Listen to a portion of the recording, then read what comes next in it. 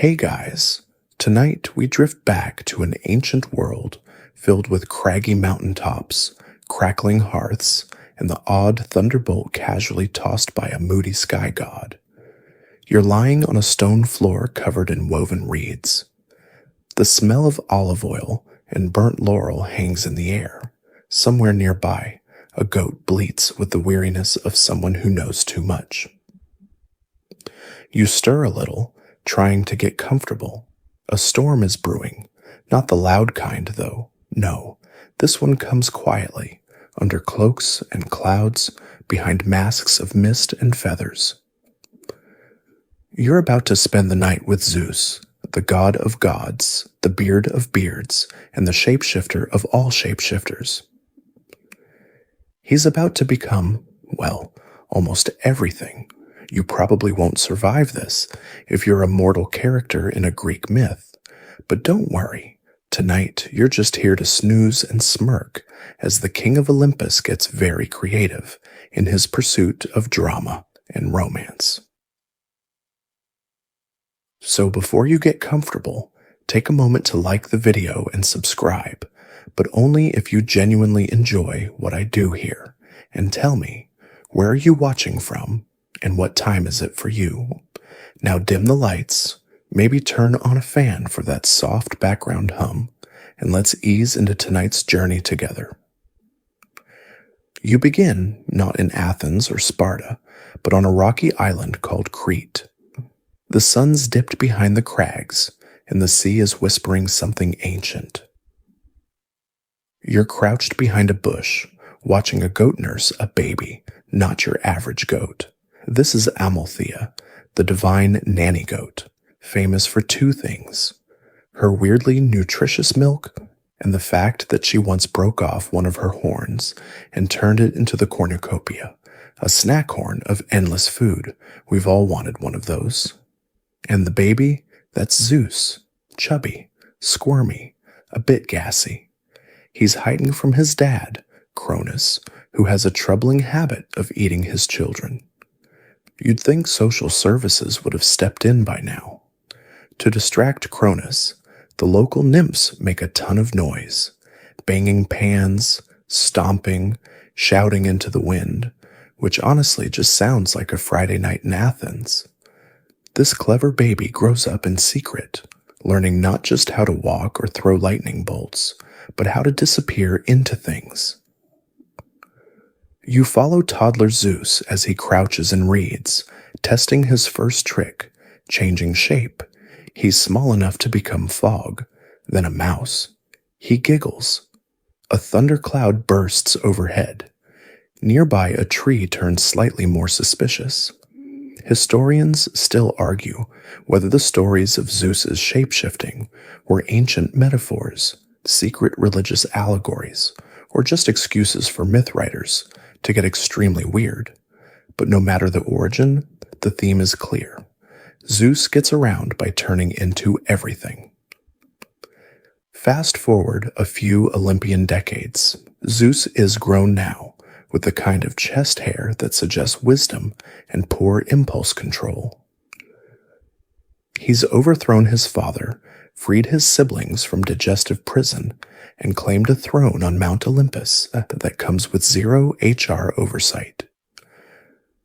You're perched on a nearby cloud, watching Zeus survey the land below. He's bored, the godly version of scrolling social media at 2 a.m., and that's when he notices something. A mortal boy tending sheep in the distance. His name is Ganymede. Yes, the guy NASA would later name a moon after.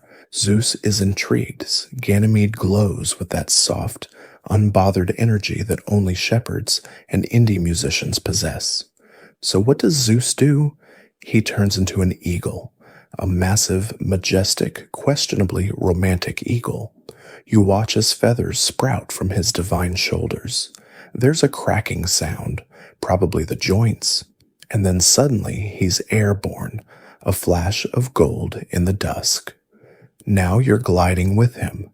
Your wings slice through air scented with pine and distant barbecue smoke. Below, Ganymede looks up.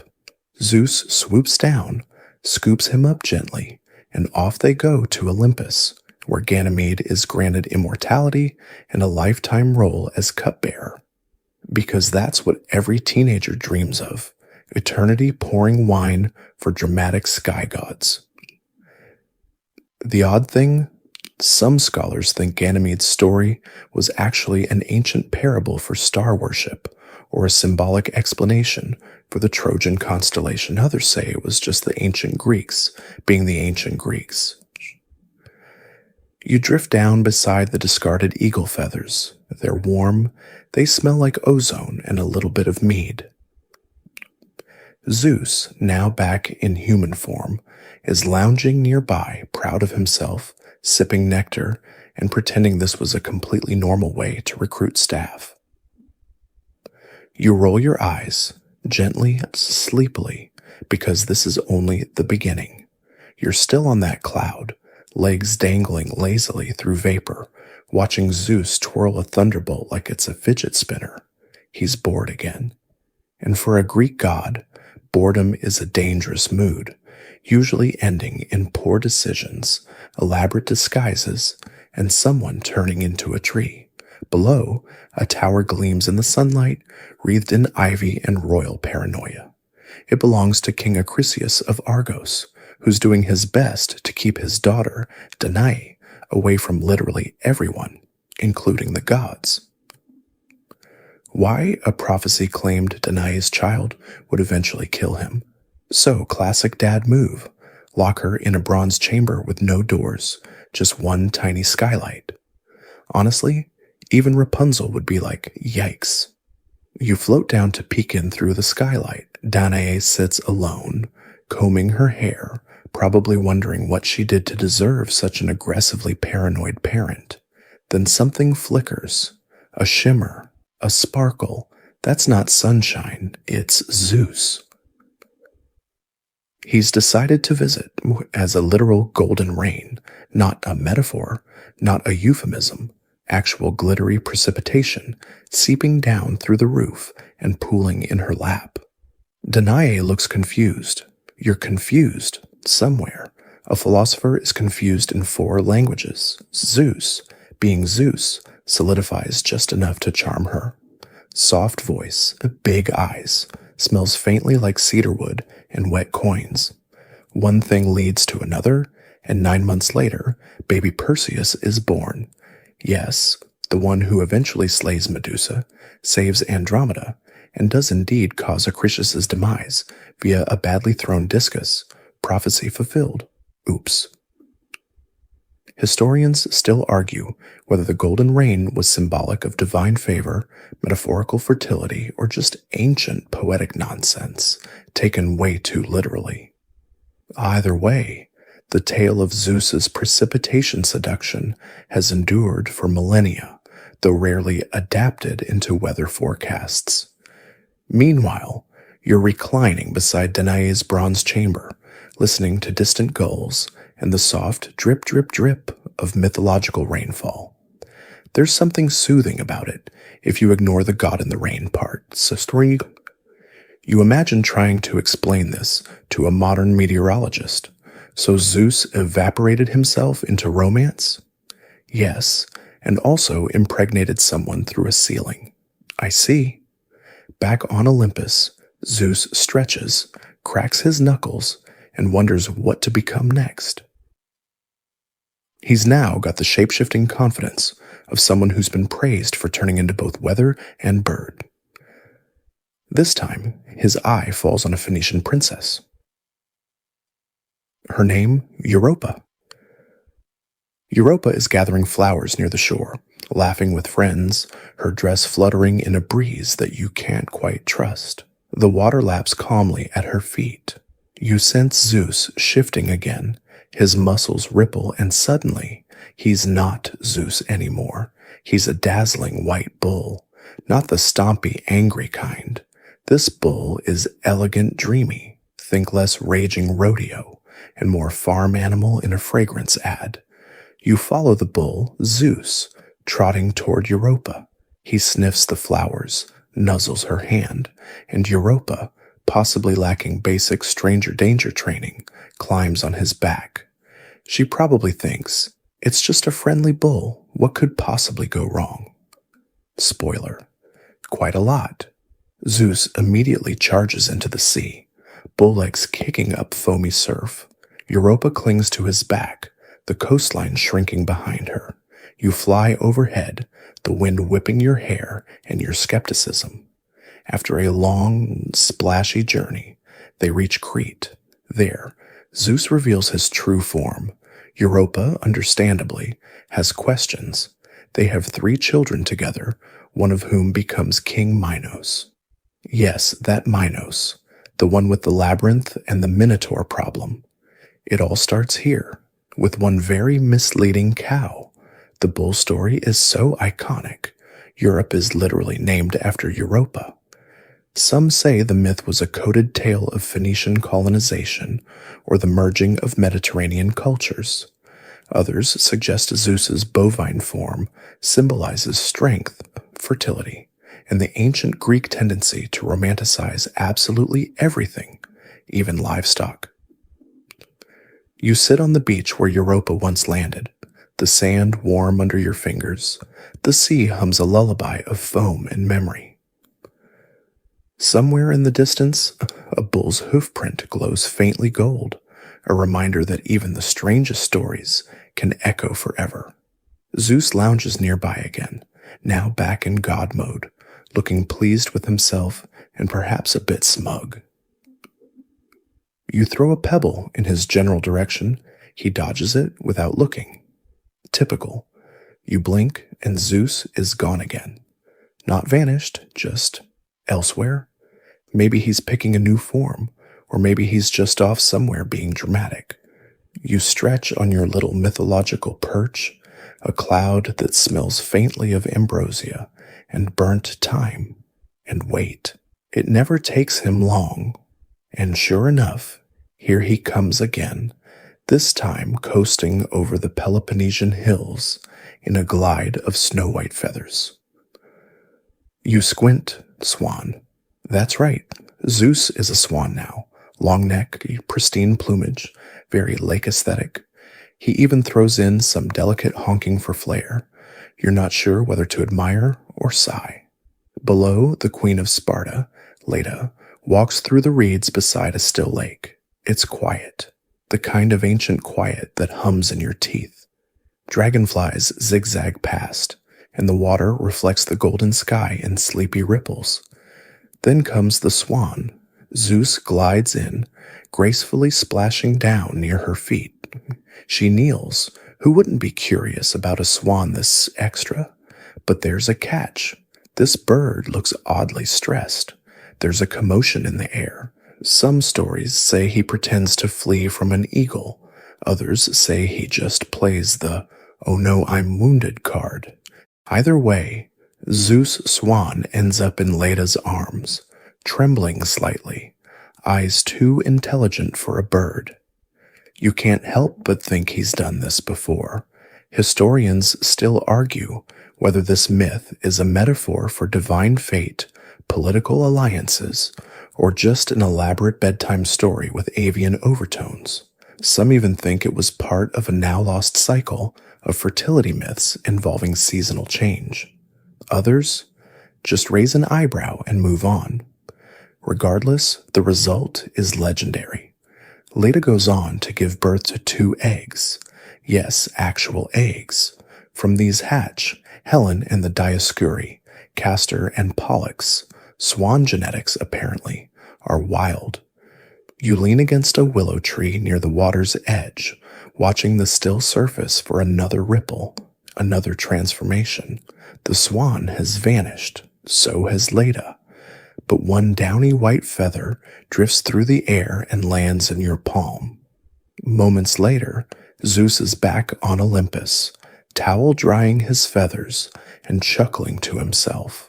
You imagine the other gods side-eyeing him over their goblets of nectar, muttering things like, "Can he not seduce people as himself for once?" You'd think maybe the novelty would wear off. But Zeus, he's just getting started, not far away. Clouds gather, not for weather, but for theater. You glide down toward Thessaly this time, where a mortal woman named Nephele is watching the sky nervously. She's been praying for guidance, for a sign, maybe just a break from her complicated love triangle. Instead, she gets Zeus and a fog machine, because in his next great transformation, Zeus doesn't become a bird or a beast. This time, he becomes a cloud. Now, not just any cloud, a sentient, shapely, suspiciously well-sculpted cloud, one that looks suspiciously like Hera, his queen. You shuffle closer, trying to understand the plan here, and, well, it's layered. Let's just say this whole foggy episode was Zeus's way of tricking a certain mortal named Ixion, who had ambitions regarding Hera. So Zeus made a cloud copy of her, that's right, a fake Hera, made of mist, and let Ixion think he had wooed her. Spoiler, well, he didn't. The resulting cloud affair leads to the birth of a strange creature named Centauros, ancestor of all centaurs. Yep, so that's the origin of centaurs, one god's need for a decoy and one mortal's very poor judgment. You recline on a dew-damp hillside, watching the cloud doppelganger dissolve into moonlight. The sheep nearby are unimpressed. One of them sneezes with drama. Zeus, for his part, just smirks. He's already swirling into a new form. You sigh and shuffle after him. Again, you don't even try to guess what Zeus will turn into next. At this point, it could be a raccoon, a loaf of bread, or a whisper. But no, today he picks something a little closer to home, if your home happens to be a Phoenician harbor. You drift down to the city of Tyre, where the air smells like salted fish and linen dyed imperial purple. On the docks, merchants haggle over amphorae of olive oil, and loud donkeys kick up clouds of dust. But further inland, something altogether more mythical is stirring. A girl named Antiope is tending to a grove of fig trees, unaware that she's about to become part of Zeus's shape-shifting portfolio. This time, Zeus doesn't bother with feathers or fog. He goes quadruped again, but switches species. He becomes a satiny black goat with gleaming horns and the kind of eyes that say, "I absolutely have an ulterior motive." You follow Goat Zeus as he trots through the fig trees, munching casually to blend in. He eyes Antiope, half curious, half plotting, and finally settles on a rock, posing like a pastoral calendar model. Antiope notices him. She's suspicious. This goat is too handsome, too well behaved, not one bleat out of place. And those eyelashes? It's hard to say exactly how the story goes from here. Accounts differ wildly. Some say Antiope flees. Some say she's enchanted. Others say Zeus abandons the goat roost altogether and shifts into something else mid-scene. A mist, a breeze, even a dream. The myth is a haze, blurry around the edges, like waking up and trying to remember something just before coffee. But what remains is this. Antiope becomes pregnant. Later, she gives birth to twins, Amphion and Zethus, who go on to build the walls of Thebes using music. Literal lyre-strumming construction. OSHA would be baffled. And while historians still argue whether Antiope's tale is a scrambled echo of an older fertility myth or simply another poetic warning about uninvited divine guests, the goat disguise itself has never quite been forgotten. Somewhere in a fragment of vase art or the corner of a temple frieze, that sleek little goat lives on, one eyebrow slightly raised. You recline beneath one of Antiope's fig trees, eating one of the figs that has ripened suspiciously early. It tastes like honey and thunderclouds. The tree branches sway overhead, though there's no wind. You wonder briefly if they're shifting too, watching. And now Zeus is off again, sprinting across the Aegean as a blur of light and movement, dodging thunderheads and other people's business? Where is he headed? You follow, drowsy but curious. This time, the god is not just being nosy. He's about to get entangled in a story more scandalous than usual. Yes, even by his standards. Because this isn't just love or mischief anymore. It's full-blown equine drama. You find yourself on the island of Thessaly again, but this time the vibe is different. There's hay in the air, the kind of hay that says something weird is going on in this stable. A mortal woman named Dia, wife of King Ixion, is out feeding the horses. Everything seems normal until Zeus decides it's time for a little horseplay. You watch in mild disbelief as Zeus turns into a stallion, a big one, shiny mane, deep chestnut coat, eyes full of divine chaos. You can't help but admire the dedication to detail. He even gets the gait right. He tosses his head like he's been galloping around show rings for centuries. The horses in the stable take notice. One of them whinnies like it knows what's about to happen and isn't sure how to feel. Zeus' stallion trots confidently toward Dia, who pauses mid-pitchfork. Again, sources vary. Some say Dia is wooed, others say she's confused. The only consistent detail? A new figure emerges 9 months later, Pirate House, the future king of the Lapiths and best friend to none other than Theseus. You shift awkwardly in the hayloft. This is the part of myth where even the most enthusiastic bards start mumbling. Some historians call it divine drama, others mutter horse nonsense, and move on to more politically symbolic myths. But Zeus? He just winks. Back in the clouds, he sheds the stallion shape like a raincoat, humming to himself. Maybe he's collecting stories. Maybe he's just seeing how many animals he can impersonate before someone files an official complaint. You lie back in the hay. A little breeze kicks up. One of the horses gives you a look like, I don't get paid enough for this. You nod in solidarity. You wake, still nestled in hay, straw stuck to your elbow, and the scent of warm fur lingering in the air. Somewhere nearby, a rooster crows like it's auditioning for a role in ancient myth. You sit up just in time to see Zeus slink away again, this time not on hooves or wings, but something far less expected. A shepherd. Now, to be clear, Zeus as a shepherd sounds almost responsible, pastoral, maybe even humble. But this is Zeus we're talking about, and the man couldn't pour a bowl of cereal without seducing someone in the process. You follow him down a hillside in Arcadia. The grass is soft underfoot, spongy with dew, and the sheep bleat in rhythm like a sleepy chorus. Zeus has chosen to appear as a modest young shepherd with tousled curls, a cloak that looks suspiciously too clean, and eyes that absolutely scream, not a real shepherd. You glance around. Yep, there's a mortal woman nearby. Her name is Callisto, a nymph, fierce, clever, devoted to Artemis, and famously uninterested in men, which of course means Zeus takes it as a challenge.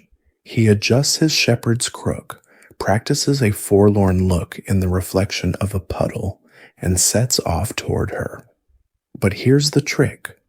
Some versions say he doesn't just pose as a shepherd, he disguises himself as Artemis herself. Talk about commitment and confusion. Callisto, trusting the presence of her goddess, lets her guard down. The encounter is brief, the consequences long-lasting. She becomes pregnant. Scandalized and banished by Artemis, she's left to wander the woods, belly swelling beneath the branches. Historians still debate the moral of this myth. Is it a warning about divine deceit, a tragic tale of misplaced trust, or just another episode in the ongoing series? Zeus disguises himself poorly, and no one can stop him. The story gets more tangled after Callisto gives birth to a son, Arcus. She's transformed, depending on the version, into a bear. Then one day, years later, Arcus nearly hunts her down, unaware it's his mother. Zeus intervenes, probably feeling slightly guilty, and hurls them both into the sky. They become constellations, Ursa Major and Ursa Minor. You lie back on a mossy rock now, looking up at those stars. The Big Dipper hangs above you like a cradle. The sky breathes slowly. Somewhere in the underbrush, a sheep sneezes. Zeus, still in his shepherd disguise, leans on a crooked staff, grinning. He flicks a pebble into the stream and watches it bounce once, twice, then sink. You suspect he's already bored. The sky gods never linger long, and sure enough, he begins to shift again. You watch his form blur, cloak to cloud, sandals to shimmer. You follow. Now you find yourself in the court of Thebes, but not in a throne room. You're in the laundry courtyard behind the palace, where linens flap like tired ghosts and servants hum tunes to themselves. There, among them, is a young man who doesn't quite belong. His shoulders are a little too broad, his jaw a little too chiseled, and no one can remember hiring him. You look closer. Is that? Of course it is. Zeus. Again. This time he's posing as a palace laundry servant, one with suspiciously clean hands and a suspiciously good sense of dramatic timing. His target, the Alcmene, a noblewoman known for her wisdom, loyalty, and frankly bad luck when it comes to divine attention. Here's the twist. Zeus doesn't just disguise himself as a servant. He disguises himself as Alcmene's own husband, Amphitryon. He waits until Amphitryon is away at war, then shows up at Alcmene's door, looking identical, smelling familiar, and making all the right jokes. Alcmene, naturally, believes it's her husband returning early. They spend the evening together, a long one. Zeus stretches the night to 3 times its normal length, just to make sure the plan works. Historians still argue over the details. Was this deception widely accepted in ancient times? Was the extended night a poetic invention, or just Zeus flexing his divine power over the clock? Oh, either way, the outcome is one of the most famous heroes in mythology. Heracles, born of Alcmene and Zeus, raised among mortals, destined for drama. You sit now among the drying sheets, listening to the faint slap of fabric in the wind. Zeus, back in his own form, is already halfway up the mountain, humming to himself like someone who's just pulled off the heist of the century. A lemon-scented breeze follows him. You wonder if he scented himself deliberately. Laundry, Zeus, swan, Zeus, stallion. Zeus. It's a lot to process, but somehow, instead of feeling overwhelmed, you feel oddly soothed. The stories wrap around you, like the warm linens hanging nearby. You yawn, a servant passes, folding a towel with ceremonial precision. You close your eyes for a moment, just as another form shifts at the edge of your vision, and he's off again. You open your eyes to fog, dense, cool, and silver as moonlight. It curls around your ankles, sneaks into your sleeves, and smells faintly of rosemary and wet stones. Somewhere within it, footsteps, not loud, not urgent, just intentional. Of course, Zeus is back. You peer through the mist and glimpse him mid-transformation. His outline flickers, broad shoulders becoming something less defined, skin dissolving into vapor, then back again. And this time, he's not even bothering with feathers or fur. He's going full cloud. Again, you sigh fondly. The man has a type. This cloud, though, is special. Thicker than the fog you're standing in, it pulses gently with divine presence, like a heartbeat made of weather. And this particular shapeshift has a singular audience. Io is a priestess of Hera.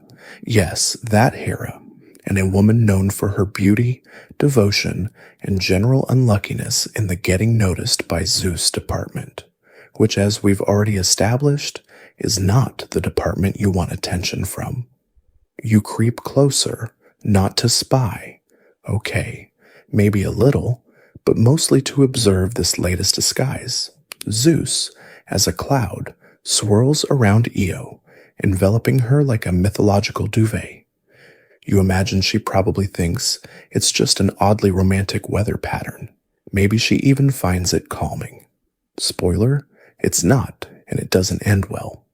Harry unsurprisingly notices. She always notices, and she's not amused. Zeus panics. Now he tries to play it cool, literally, and when that doesn't work, he doubles down on the deception. He transforms Io into a white cow. Yes, a cow, because obviously the best way to cover up divine meddling is to turn your crush into livestock. Again, you now find yourself in a field.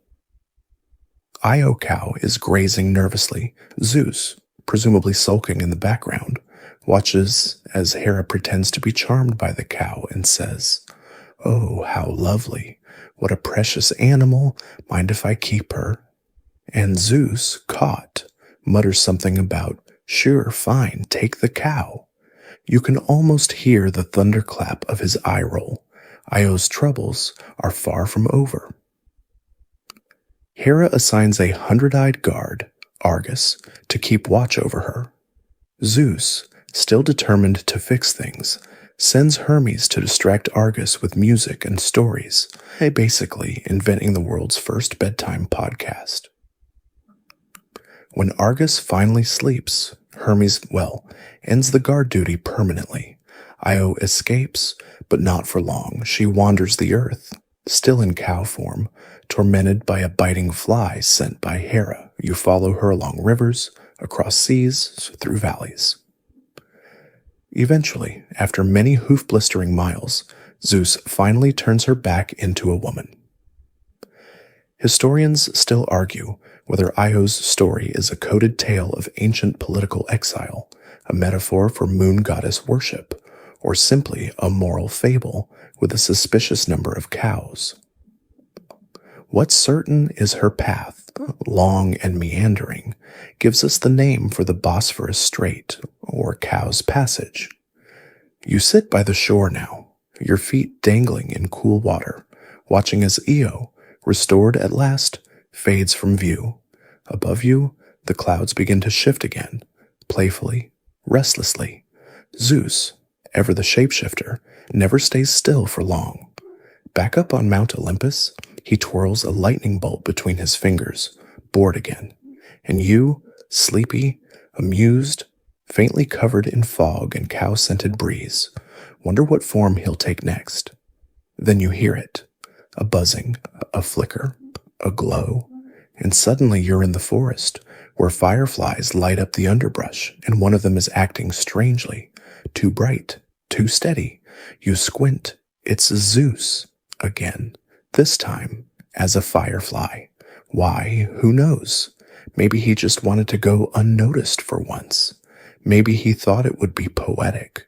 Or maybe he just liked the way his light blinked in time with his heartbeat. The woods around you are alive with summer hums. You stretch out in the tall grass and watch as Zeus Firefly flits between wildflowers, zipping past the nose of a startled fox. You can't help but laugh softly, a god as a glowing bug. Somehow it's less absurd than it sounds.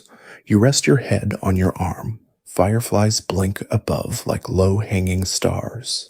Zeus dances among them, still searching, still scheming, still unwilling to remain one thing for long. The firefly flickers once more, then zips away into the darkness, off to glow romantically at some other unsuspecting woodland creature. You roll onto your back in the grass, eyes half-lidded as the warm hum of the forest lulls your senses. But you can already feel it. Zeus isn't done, not even close. A rustle in the leaves, a shimmer at the base of a tree. You sit up slowly, brushing beetle legs off your sleeve. There, slithering through the undergrowth, is Zeus again. But now he's cold to the touch, slick, coiled, and fork-tongued. A serpent. This isn't the first time he's picked this form, nor the last, but this one, it's meant for a queen. You're now on the island of Samothrace, where the air is thick with salt and incense. Queen Olympias, yes, that Olympias, mother of Alexander the Great, is dreaming of oracles and strange omens.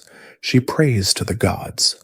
She walks the shore, and when night falls, she sleeps with the window open, letting in the sea breeze and something else entirely. Zeus slides through her chambers as a serpent, not terrifying, not monstrous, but smooth and glimmering like wet obsidian. Some say he coils beside her without a word. Others claim lightning danced in the corners of the room. Still others insist this is myth layered on myth, half legend, half royal PR. Olympias later tells people that Alexander is not the son of her husband, King Philip, but of Zeus himself, born not of man, but of divinity. After all, who questions a child sired by thunder and shadow? Historians still argue whether the snake story was invented to elevate Alexander's status, or if Olympias truly believed it. Some point to the Macedonian fascination with serpents. Others suggest the tale is a nod to ancient fertility cults, where snakes symbolized both death and rebirth. You imagine being the midwife at that birth. Don't worry, my queen, the glowing snake father is completely normal, happens all the time. Zeus, meanwhile, slithers out the same way he came, barely ruffling a curtain. He pooses beneath the stars, gives a satisfied little flick of his tongue, and vanishes into the olive grove. You curl up in the grass again, only mildly unnerved after all. At least he wasn't a goose this time, but as the serpent fades into memory, something else arrives. Oh, honk. Not the majestic kind from before. This one's absurd. Off-key, a little too loud for bedtime, and very, very persistent. You roll over just in time to see a goose waddling through a sleepy Greek village. Not just any goose. This one walks like it knows things. Its feathers shimmer unnaturally in the moonlight. Its eyes scan the alleyways like it's on a mission. Of course it's Zeus. Of course he's a goose now. You trail behind as he struts past a bakery, past a half-asleep potter, past a cat who just stares and goes back to grooming itself. The villagers glance up but say nothing. Maybe they're used to this sort of thing. His target this time, a poetess named Acantha, known for her beautiful hymns and her total disinterest in mortal suitors. So naturally, Zeus turns into a goose. He waits by the fountain until Acantha approaches, perhaps looking for inspiration, perhaps just out for an evening stroll. The goose honks gently, then waddles in a slow, deliberate circle. Acantha stares. Really? She might be thinking. We're doing this tonight? But Zeus doesn't falter. He preens. He honks again, softer this time. He nuzzles her hand, which is either charming or slightly unhinged, depending on your level of sleep. No one knows how far the goose disguise got him. Some versions end with Acantha laughing and walking away. Others suggest she was intrigued, or that Zeus gave up mid-honk and turned into something else. But what is remembered is that Acantha eventually became associated with a flower, the acanthus, a thorny, beautiful bloom that shows up all over Greek architecture. Some say the gods transformed her out of admiration, others out of guilt. Historians, still unsure, was Acantha even a real person, a symbol, a misunderstood flower cataloged into legend? Theories flutter like feathers. The goose, meanwhile, waddles off into the shadows. Oh. His honks echo once, then fade. You find a stone bench to rest on. It's cool and smooth beneath you. The breeze smells like rosemary again. You're not even surprised when a stray goose feather drifts down and lands on your knee. You brush it off gently and close your eyes again. Zeus is out there still shifting, still scheming, and probably deciding whether to be a tree, a breeze, or a moderately seductive badger next. The night deepens, stars stretch like powdered sugar across a navy sky, and a cricket orchestra tunes up in the background. You're still perched on your stone bench, half dreaming, when the temperature shifts slightly, cooler but charged, like the air before a summer storm. That's your cue. Zeus is up to something again. This time, he's not strolling into town or gliding over rooftops. No feathers, no farm animals. Instead, you hear a soft rustling from behind a laurel grove, like someone rearranging the pages of a very old, very dramatic book. You peek between the leaves, and there he is, only now he's a woman. Yes, Zeus has decided to become a mortal woman, for reasons known only to the gods, and possibly one extremely convoluted plan. This isn't unheard of in mythology, but it is rare, and when Zeus goes rare, he usually goes big. You follow quietly as she makes her way toward a small shrine tucked at the edge of a meadow. There, a priest named Alias is tending the sacred fire. He looks tired. You get the sense he hasn't slept in about 2 rains. Now here's where the scrolls get fuzzy. Some say Zeus takes on the guise of a noblewoman from a neighboring polis, seeking sanctuary. Others say he presents himself as a goddess, veiled and radiant. But all agree on this. He's not doing it for fun. He's doing it to reach someone he can't otherwise approach. That someone, a mortal named Callisto's cousin, perhaps another high-ranking priestess, or a royal who's locked away under strict moral code. Whichever version you choose, Zeus's goal remains predictably familiar. Charm, deceive, seduce, repeat. You watch, a little weary, as he pulls it off again. His gestures graceful, his voice just the right pitch of divine yet human. Even as a woman, Zeus has that sparkle, that mythic ability to be the most interesting person in any room, even if that room is mostly marble columns and beeswax candles. The plan works. His quarry is convinced. Another chapter in the ever-growing book of divine escapades is written before your eyes. And then, just as quietly, Zeus returns to the grove and shifts back. The transformation is smooth this time. No thunderclap, no gust of wind, just a shimmer, a blink, and he's Zeus again, standing among the laurel leaves, dusting off his robe like nothing happened. You lie back in the grass beside the shrine, the scent of smoke and flowers hanging in the air. It's strange, watching a god try on humanity like a costume, but somehow it makes you feel closer to the myths, like you could just reach out and tap the veil between story and reality. And speaking of veils, the next morning dew hasn't even dried before Zeus is off again, this time to a coastal village that smells like citrus and salt. You follow him through the dusty streets until he stops by a small hut, where a woman named Semele is arranging jars of honey in the sun. She doesn't know it yet, but she's about to become the mother of a god. Zeus doesn't disguise himself right away. For once, he introduces himself as himself, bearded, majestic, the full thunder god package. Semele surprisingly doesn't scream or faint. She listens, she tilts her head, and she believes him. They begin a relationship, quiet at first, secretive and tender even, But Hera, never one to sit idly by while Zeus is off being Zeus, catches wind of the affair, and she gets clever. Disguised as an old woman, Hera does love a long game. She befriends Semele and slowly sows seeds of doubt. "Are you sure he's Zeus?" she says, perhaps while sipping tea with suspicious poise. "Has he ever shown you his divine form?" Semele, young and in love, decides she must know.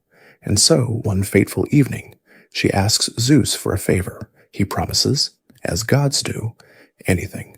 And she says, "Show me your true self." Zeus hesitates. He pleads. He warns. But a promise is a promise.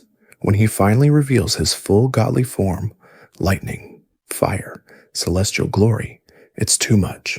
Semele is burned away in a flash of divine presence. But the child inside her, Dionysus, survives. Zeus snatches him from the flames, sews the baby into his own thigh, and months later gives birth to the god of wine, theater, and occasional ecstatic dancing. Historians still debate what the Dionysus birth story is really about. Some see it as a symbol of seasonal rebirth. Others think it reflects ancient rituals lost to time. And some just nod and say, "Yeah, sure, thigh babies. Classic." You now sit by the charred ruins of Semele's hut, surprisingly peaceful. The vines creep back quickly. Life returns. Somewhere, you swear you hear the faint sound of flutes and laughter on the wind. And Zeus? He's resting for once, lying under a fig tree, arm over his eyes, pretending not to be waiting for his next misadventure to begin. The fig tree casts a dappled shadow over Zeus as he naps, if gods even nap. You lie nearby, half curled on a bed of dry leaves, listening to cicadas buzz like lazy timekeepers. For once, the air feels still, but not for long. Zeus stirs. He stretches like a cat that's gotten too used to luxury. Then with the subtlest of grins, he shifts again, this time without any sound, just a slow shimmer, like oil spreading across a pond. And suddenly, you're not in Greece anymore. The air thickens, becomes dry, almost sharp. The sun burns high above redstone cliffs and dusty olive trees. You realize you've followed him to Anatolia, where an obscure local legend clings to the rocks like moss. Here, Zeus isn't golden rain or birdsong. He's not dazzling. He's a breeze. No, really, just a breeze. A soft, oddly purposeful gust of wind that snakes between wild rosemary bushes and tickles the edges of a shepherd girl's shawl. The girl's name is Farnus. She's quiet, observant, known for never saying more than needed. Local boys tease her, but mostly because she ignores them. She walks the hills alone, humming songs even the wind doesn't know. And so the wind listens. Zeus, the breeze, begins to follow her. Every day, not chilling, not roaring, just gentle, persistent. He carries petals into her path, rustles fig leaves to the rhythm of her steps, lifts the hem of her tunic in ways that seem more curious than cheeky. You float alongside it, fascinated. It's oddly charming. Eventually, Farnus speaks to the wind. "If you're a god, go away. I have chores." You snort softly. But Zeus, undeterred, eventually reveals himself, not in a flash of light or thunder, but in a dream. Farnus sees a figure made of cloud and flame, speaking in riddles, promising not power, not riches, but understanding, whatever that means. In some tellings, she awakens pregnant with twins, wind spirits who would grow into minor storm deities of the local hills. In others, she disappears entirely, becoming one with the wind, called upon in whispers before the harvest. Historians don't agree, they rarely do. Was Farnus real? A metaphor? A regional deity absorbed into the Olympian mythos? Her name only shows up in a handful of weather-worn inscriptions on cave walls, but the story persists. You sit now in the same hills, rosemary scent curling in your nose. A breeze stirs your hair, and you wonder, is it just weather or something older? And as if to answer, but the breeze picks up stronger now, purposeful. You rise and follow again, this time downhill, toward a river where reeds grow thick and frogs blink lazily at the sky. There, under a cypress, stands Zeus again, newly shaped. This time, he's taken on the form of a gentle craftsman, leather apron, dusty fingers, a well-worn satchel of tools. You raise an eyebrow. New disguise? He doesn't answer, just smiles that yes, but no, but maybe smile. The village here is small. The woman he's watching is named Hio, a potter's daughter with a reputation for throwing perfect amphorae without using a single measuring stick. People say her hands are guided by the gods. You, of course, know which god Zeus poses as a wandering artisan, offering to sharpen tools and fix broken kiln stones. Hiel agrees, skeptically. She's not easily impressed, not even when Zeus accidentally reveals he can temper clay with a touch or pull heat from stone without fire. They talk, work, share figs under the shade. For a moment, it's almost normal, but you know how these stories end. Some say Zeus wins her heart through kindness. Others say it was the mystery, the pull of something larger than mortal life. Some stories claim she made the first clay sculpture of a god, and Zeus granted it a breath of life, thus creating the first animated statue. Others believe she simply faded from history, her name smoothed away by centuries of rainfall on marble. You glance at one of her remaining pots, half buried near the river. It's lopsided, but something about it sings, not loudly, just enough to say, someone real made this, someone the gods remembered. And Zeus? He's already stepping away, wiping imaginary dust from his hands, eyes twinkling with plans. You sigh, brushing clay from your sleeve as you rise to follow. The stories never end. The river bends behind you, narrowing into silence, and your footsteps crunch over pebbles as you trail Zeus through yet another transformation. The sky darkens slightly, not ominously, but with that soft blue-gray shading that happens when dusk begins to tug at the edge of day. And in this hour, where shadows stretch just a little longer than they should, Zeus picks his next form, a flame. Yes, a flickering golden flame, small enough to cradle in your hands, bright enough to pull your attention from the creeping cold. It dances at the edge of a temple courtyard, tucked between columns overgrown with ivy and thyme. You squint, a flame's not exactly the most convenient shape for conversation, but Zeus isn't trying to talk this time.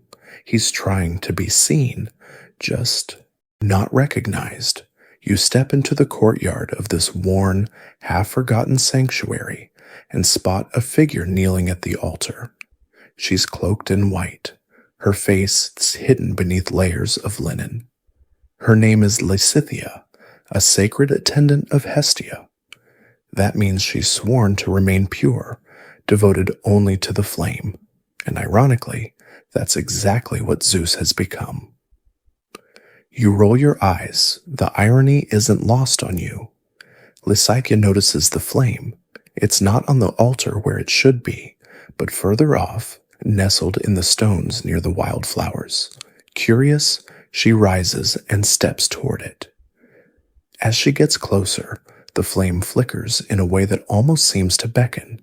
And then, just before she touches it, poof, Zeus returns to human form, not the thunder-wielding titan of Olympus, but something gentler, humble, kind-eyed, unassuming. You watch from behind a carved pillar. His tone is calm, his gestures slow. This is the Zeus of lullabies and starlight, not of lightning bolts and drama. In some tellings, Lysithea sees through the illusion immediately. In others, she doesn't, until it's too late. Either way, months later, she gives birth to a daughter named Pandya, a minor goddess of radiant light, rarely worshipped, barely remembered, except in the silver coin of one lost city and a mention in an Orphic hymn that reads like a half-forgotten dream. Historians still argue whether Pandya is meant to represent the full moon, a divine epithet of Selene, or simply a poetic nod to the brightness that lingers in the dark. Dos, you crouch near the ashes where the flame once danced. The wind has scattered them in soft spirals. The air smells like thyme and emberwood. Zeus, ever restless, has already moved on. You follow, through forest, over plains, down into a valley where the land folds in on itself like an old blanket. There, tucked into a village known only in footnotes and weathered clay tablets, lives a healer named Melantho. She isn't beautiful by the standards of tragic myths. She's older, strong-handed, and smells of garlic and wool. People come to her for herbs, for charms, for a place to rest when nothing else works. Zeus arrives during a storm, disguised this time as an old traveler, cloak-soaked, beard grizzled, eyes sharp beneath a wide-brimmed hat. You know the look. You've seen it before. Melantho takes him in without hesitation, offers bread, oil, a dry corner of the hearth, doesn't ask his name. He watches her work, watches her grind bitter leaves, stitch a goat's wound, tie charms made of red thread and feathers. You suspect for once Zeus might actually be learning something. He doesn't reveal himself for days. Instead, he helps, repairs the thatched roof, tends to the fire, feeds chickens who somehow recognize he's not entirely mortal. When he finally drops the disguise, Melantho doesn't gasp, doesn't scream, she just nods and says, "I thought so." Some versions say they lie together that night. Others claim they simply speak until dawn, about life, death, memory, and whether gods dream.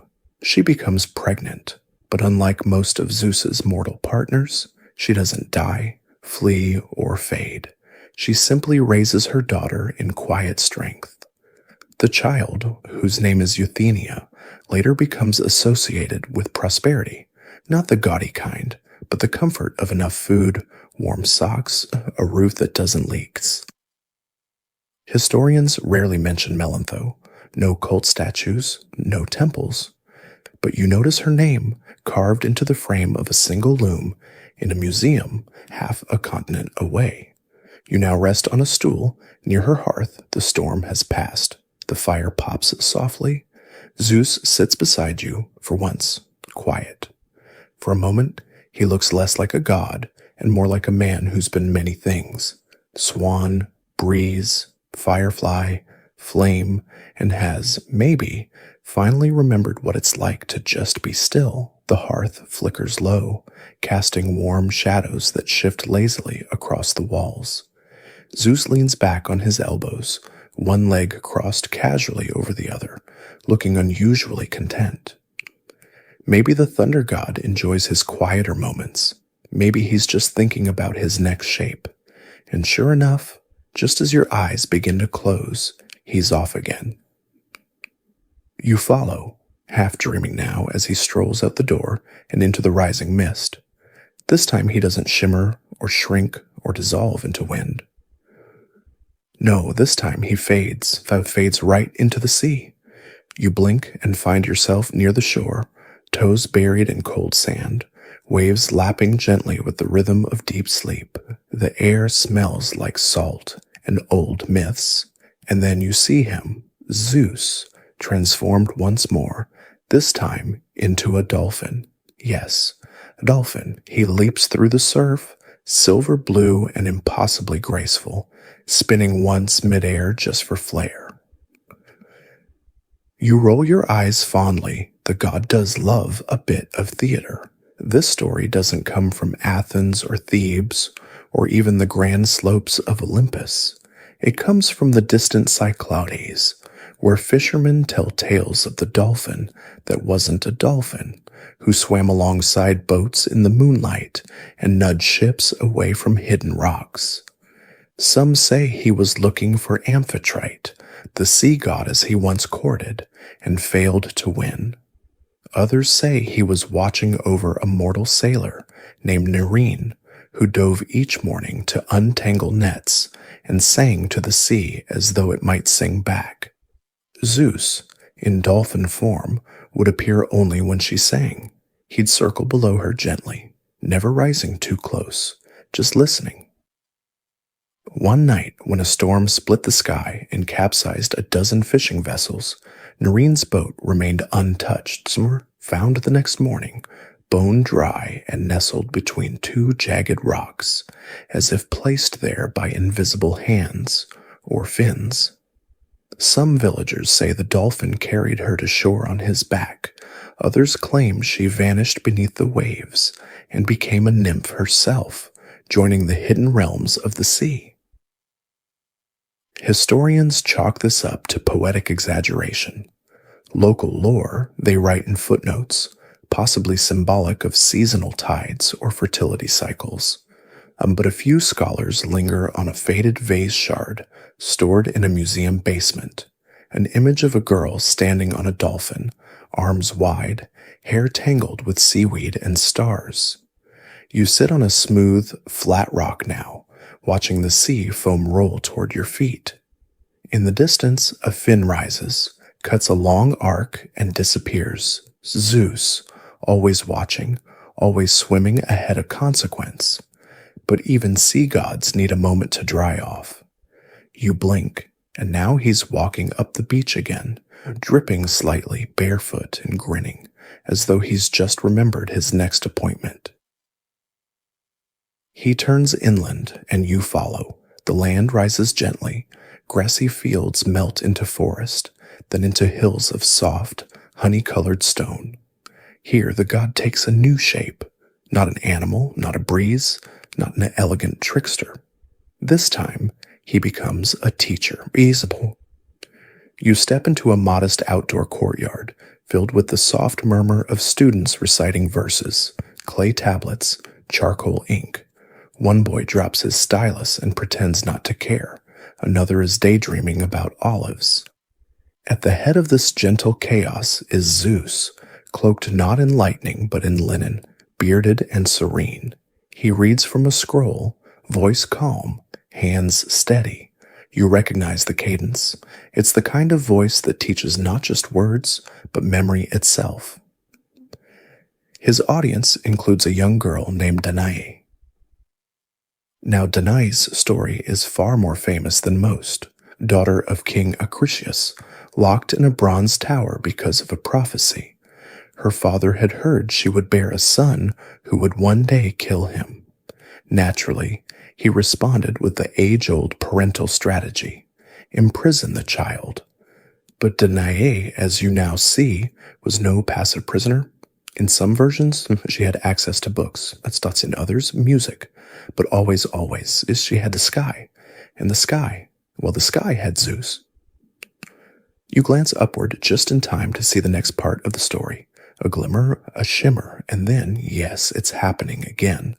Zeus transforms into golden rain, not a storm, not a shower, but a light, sparkling cascade that pours through the tiny gap in Danae's tower ceiling. It settles on her like warm breath. Each droplet glows faintly, humming with quiet power. You watch as Danae lifts her hand, eyes wide, as if trying to understand how something so beautiful could possibly be dangerous. Months later, she gives birth to Perseus, the future slayer of Medusa, rescuer of Andromeda, and accidental grandfather slayer, because prophecies are rude like that. Well, historians, of course, love this one. A metaphor, they say. Golden rain equals wealth, equals divine favor. Others argue the imagery reflects agricultural myths, the heavens fertilizing the earth. A few, bolder still, insist it's an early example of astronomical allegory. But you just saw a god turn into shiny precipitation. You recline on a patch of soft moss outside Danae's tower, watching the last golden droplets evaporate into the afternoon air. Zeus, now back in his usual shape, brushes dust from his shoulders and adjusted his metaphorical tie, another transformation complete. And you, still tired, still curious, still drifting gently through the long and oddly comforting list of creatures, shapes, and metaphors one god is willing to wear in the name of curiosity, mischief, and the occasional mortal child. You're still lying in the moss, eyes fluttering as twilight deepens into that soft velvet stage before full night when Zeus moves again. You're honestly starting to think he doesn't sleep. Maybe gods don't have REM cycles. Maybe being omnipotent just comes with built-in restlessness. He yawns, yes, yawns theatrically, and with a lazy flick of his wrist, shifts into yet another shape. This time he becomes something utterly mundane, something so ungodlike that you squint just to be sure. A horse? Not a winged stallion or a unicorn or some glittering celestial beast. Just a regular, shaggy, chestnut-colored horse, broad of back, mud on the hooves, tail flicking in the low light. You blink slowly. Zeus meets your gaze with big wet horse eyes that somehow still twinkle with mischief. He's off to Thessaly now, trotting through wildflower meadows and over sun-warmed hills to find yet another object of his ever-shifting affection. Her name is Dia, a charioteer's daughter, tough as olive bark and twice as sharp.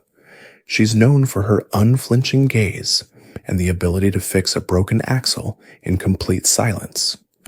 She does not have time for gods, or for nonsense, or for men who say, "Trust me." Naturally, Zeus is intrigued, so he goes horse.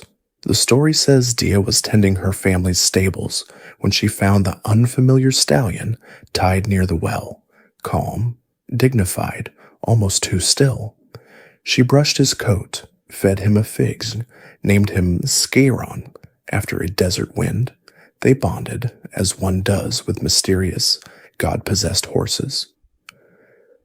You, meanwhile, follow the pair through days of training, early mornings, and shared silence. Eventually, during a solar eclipse, the horse turns into a man, speaks her name like thunder wrapped in silk, and reveals the truth. In most versions, Dia doesn't faint or run. She simply says, figures. Some myths claim she bore a son named Pirithous, who would grow to become king of the Lapiths, start a feud with centaurs, and become drinking buddies with Theseus. Historians still argue about Pirithous' divine parentage. Some say he was the son of Ixion, a mortal who tried to seduce Hera and got strapped to a flaming sky wheel forever. Others lean toward Zeus, citing poetic patterns and the suspicious number of horses on pottery near Dia's region. Either way, Zeus' horse is one of the more delightfully absurd moments in the divine playbook. You lean against a tree now, watching Dia polish a saddle while the once horse-now god lounges nearby, back in human form, pretending not to admire his reflection in a water trough. But already he's fidgeting, ready to change again. This time, he doesn't shapeshift right away. He walks, just walks, barefoot across dirt paths, past grazing goats and sleepy hilltops. You follow, stretching your legs, grateful for the slow pace. Eventually, you come to a humble shrine perched on a hill. Offerings of grain, wine, and dried figs litter the stone steps. A breeze whispers through the pines. Inside waits Ilar, a priestess who's known for her dreams. Ilar is gentle, quiet. She writes her visions on scraps of linen and buries them in the roots of trees. People climb this hill not for blessings, but for interpretation. And Alar, without ever lifting her eyes, gives answers that make them weep, or laugh, or just go home to apologize to someone. Zeus approaches humbly. No fanfare, no thunderclap. He's just another pilgrim, asking for meaning. Alar sees through it. "You're not here for answers," she says softly, eyes closed. "You're here for the echo." Zeus pauses, uncertain. It's rare to be understood without disguise. He returns the next night, then the next. No shape-shifting, no schemes, just two figures beneath the stars, sharing wine and listening to the wind. But of course, the story doesn't stay quiet. Nothing about Zeus ever does. Alar becomes pregnant. To protect her, Zeus hides her deep beneath the earth. Some say in a vast underground chamber, others say within Gaia herself. There, she gives birth to Tityos, a giant who would later be punished by Apollo and Artemis for, well, poor decisions involving Leto. You, sitting beside a cave entrance now, watches the tale winds down in echoes and earth-scented darkness. Ilara's name doesn't appear on many temple walls, but in caves all across central Greece, small carvings of sleeping women and star-studded dreams remain, traced with soot and careful fingertips. Historians still debate whether Ilari was a real oracle or a symbolic bridge between sky and soil, between God and vision, but the quiet power of her myth persists. Zeus, meanwhile, dusts off his sandals and continues on, leaving no footprints. You follow your own footsteps light and slower now. The god has many shapes left, many stories still to wear, and you, his quiet shadow, are just beginning to see how deep the mythology really goes. The moon hangs high now, round and pale, like a polished coin tossed into the night. You walk beside Zeus through a grove of olive trees, the leaves whispering above you, casting moving shadows that look like myths trying to escape their stories. He's unusually quiet. You glance sideways, wondering if this is another disguise. But no, he's still himself, at least for the moment. Then, without a word, he steps behind a tree, and when he emerges, he's no longer a man. He's a cloud. Yes, a rolling, low-slung cloud, soft and silvery, floating just a few feet above the ground, like a god too tired to walk anymore. You give a sleepy laugh. Zeus, as a cloud, drifts toward a mountain village shrouded in fog. Here the air is crisp, the streams run cold, and the people speak in proverbs that sound like riddles carved into bark. This village has a guardian.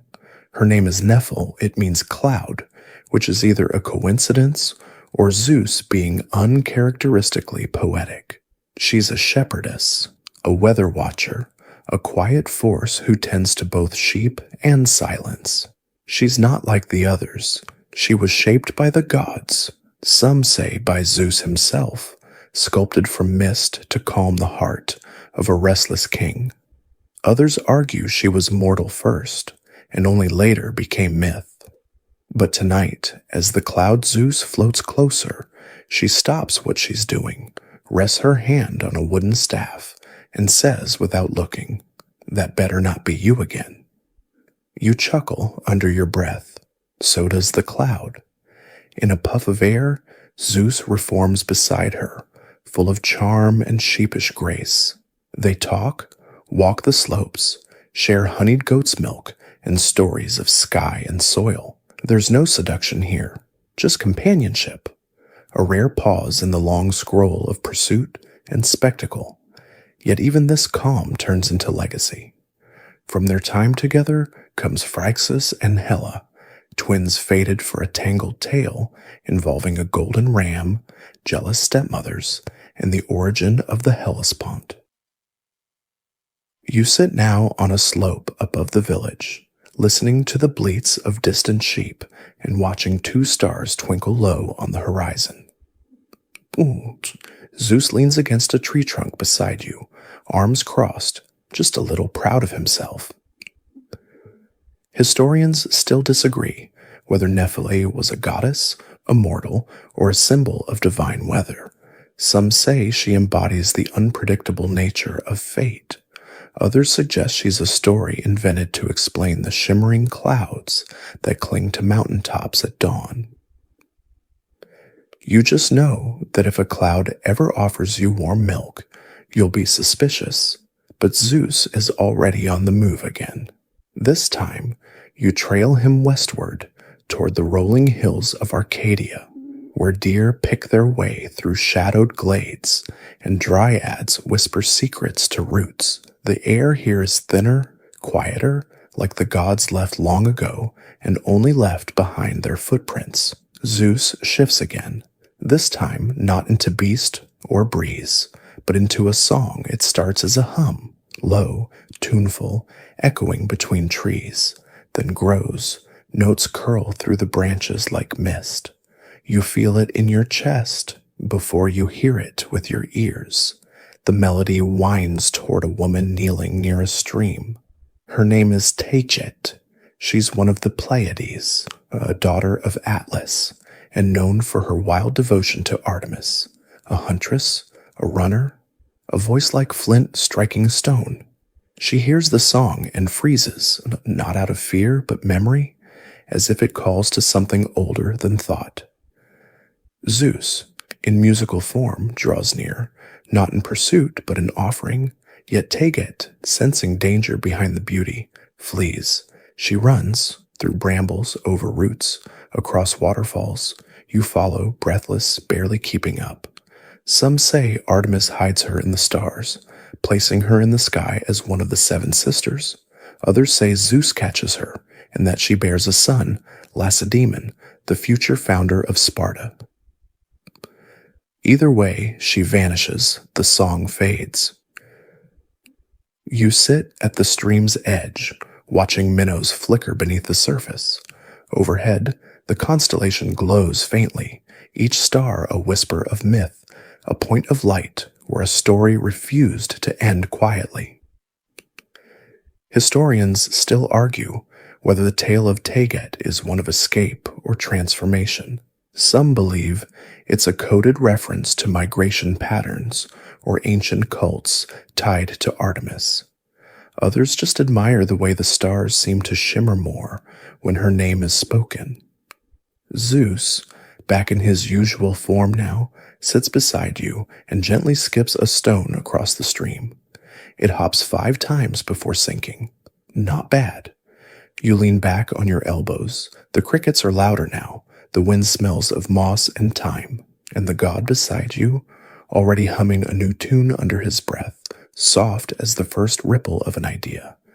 The stars above you spin slowly now, as if they're sleepy too, circling lazily around some unseen axis. You and Zeus rest by the stream, your limbs heavy with drowsy satisfaction. But the god beside you, it's like he's filled with electricity that doesn't know how to sit still for long. He taps his fingers on a stone, then, with a sigh that sounds vaguely like thunder rolling over a hill, he stands. You groan gently. Really? He just winks, and then Zeus vanishes into a flicker of golden feathers. A bird again? No, not quite. Not the swan from Leda's tale, or the eagle that carried Ganymede. This time, he becomes a quail, plumped out, nervous-looking, a creature so unassuming you have to squint to be sure it's not just an actual bird. You blink, but yes, it's Zeus, and he's waddling with purpose through tall grasses toward a small campfire burning on a plateau overlooking the Aegean Sea. Here, a woman named Aethra tends to the flame, adding sprigs of sage and muttering something about her son, and the gods never answering directly. She is strong-willed, plain-spoken, and carries the weary grace of someone who's made peace with being ignored by the divine, which, of course, makes her exactly the kind of mortal that catches Zeus's eye. The bird watches her from a safe distance. You can almost hear the god's inner monologue. How do I approach? With chirping. Do I fluff my feathers dramatically? But Zeus, to his credit, waits. For once, it's Aethra who makes the first move. She glances up, sees the odd little bird, and offers him a piece of barley bread. That's it. That's the moment. In a shimmer of dusklight, Zeus sheds the quail form and reappears beside the fire, looking every inch the wandering sage, cloaked, tired-eyed, wise in that vaguely annoying way gods have perfected. They talk. She's not charmed by theatrics. She doesn't swoon, but he listens, really listens, as she talks of dreams she's had, omens, and the strange sense that her son, Theseus, is destined for something that terrifies her. Zeus, for once, doesn't seduce. He comforts, tells her of other mothers who worried about heroes, about threads of fate that feel too tangled to ever straighten, about the loneliness of knowing more than those around you. Some say she conceived a daughter that night, a priestess who would later serve in Delphi and be remembered for her eerily accurate warnings about ships. Others claim Aethra never bore another child, but instead became one of the rare mortals to turn down Zeus's offer entirely and live to tell the tale. Historians still debate whether this version of Aethra is the same as the one who later helped Theseus escape Crete, or if she's a regional variation, a kind of symbolic matriarch of wisdom and resistance. But the quail, yes, the quail, has left its mark. On one hillside urn in Mycenae, tucked behind depictions of lions and chariots, there's a tiny carving of a woman feeding a small bird. No label, no name, just a quiet moment preserved in clay. You lie now near the dying fire, the smoke curling upward like a lazy ribbon. Aethra hums softly as she sleeps, and Zeus, back to full god form, is already stretching again, ready for what's next. This time, you don't even try to guess the shape. You follow him to the edge of a marshland, where frogs croak in rhythmic waves and reeds sway with gossip. The sky is purple now, deeper and thicker, and everything feels dipped in velvet. Zeus slows and shifts into a bull. You exhale slowly. Ah, that one? You've reached one of the most famous disguises in all of Greek myth. The moment when Zeus, for reasons still hotly debated in academic circles, decides to become a magnificent, snow-white bull and approach a princess named Europa. Europa, daughter of the Phoenician king, is picking flowers near the sea. You see her there, her robe embroidered with suns, her sandals damp with dew. She spots the bull grazing nearby, calm, majestic, otherworldly. He doesn't charge, doesn't speak, just walks closer, slow and steady. She approaches, drawn by something she can't quite name. Then, as gently as someone lifting a child, she climbs onto his back, and you already know what happens next. Zeus, as the bull, begins to walk, then gallop, then soar over fields, over hills, over the wide, endless sea. She clutches his neck, laughing at first, then quiet as the reality sets in. She's not coming back. He carries her all the way to Crete, where she will become queen, where she will bear 3 sons, including Minos. Yes, that Minos, of Labyrinth and Minotaur fame. Historians treat this story with unusual caution. Some see it as a mythologized account of cross-cultural marriage between Phoenicia and Crete. Others note the symbolic pairing of bull and sea as a powerful fertility metaphor. And some just point to the coinage. Europa, riding the bull, is stamped on ancient currency and even on modern euro coins, as if the story never really left. You now sit on a Cretan cliffside, watching waves crash far below. The stars shimmer overhead, and the memory of hooves echoes faintly in the air. Zeus stands beside you once more, tall and windblown, and for once he looks tired, not unhappy, just aware of how long this dance has gone on. He offers you a fig, split in half, its sweet scent curling toward your nose like a lullaby. You take it, you've earned it. The fig is ripe, syrupy sweet, and soft as memory. You chew slowly as the sea murmurs below, each wave smoothing the edge of your thoughts. Zeus, standing beside you, stretches his arms overhead like someone waking from a very long nap, even though you're fairly certain he never truly sleeps. I suppose, he mutters mostly to himself, it's time for something different. You don't even raise an eyebrow. You've followed him through birds, clouds, horses, songs, and storms. What could possibly be next? He glances your way, then he shrinks, smaller still, until he's a bee. Yes, Zeus becomes a tiny, glistening golden bee. He hovers for a moment, wings buzzing like a lullaby, then zips off inland across wild thyme and flowering fennel. You shake your head, smiling, and follow. Your journey takes you to Mount Ida, not the one in Anatolia, but the Cretan version, older, earthier, sacred to Rhea, and remembered in hushed tones as Zeus's childhood hiding place. Here, in a cavern where dripping water sounds like whispered riddles, a woman named Melissa tends to her hives. She is neither noble nor infamous, just steady, known for her honey, her songs, and her uncanny ability to calm even the angriest swarm with a hum. Melissa is alone. She prefers bees to people. Zeus, now in insect form, flits around her hives and circles her gently, lands once on her shoulder, once on her thumb. She doesn't swat him away. Some say Zeus fell in love with her patience.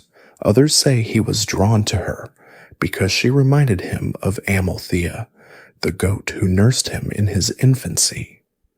A few versions suggest she was the first to discover the medicinal properties of honey and pass this knowledge on to the gods. In most tellings, she becomes pregnant not through thunder or trickery, but simply through a dream, one where golden honey poured from the sky and filled her with light.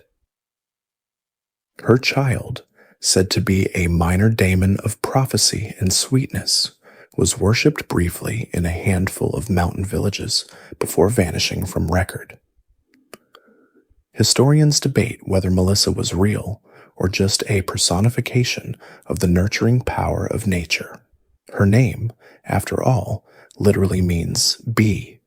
Still, in the grooves of ancient honeypots, carved bees still dance, and in remote parts of Crete, offerings of wild honey are left in caves long abandoned.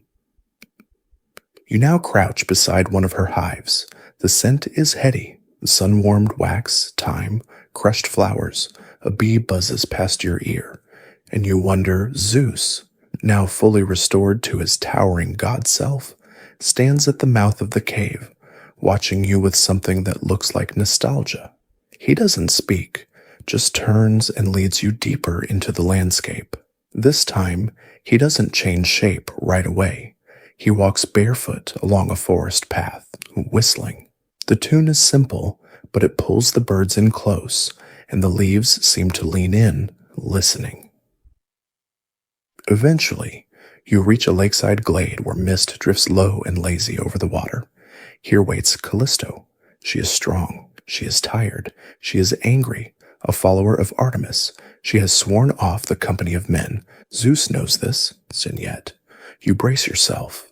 He shifts, not into animal or cloud or breeze, but into Artemis herself. The likeness is uncanny. Same braid, same gaze, same commanding posture. And Callisto, trusting, greets her warmly. They talk, share food, walk the edge of the lake as frogs burble in the reeds.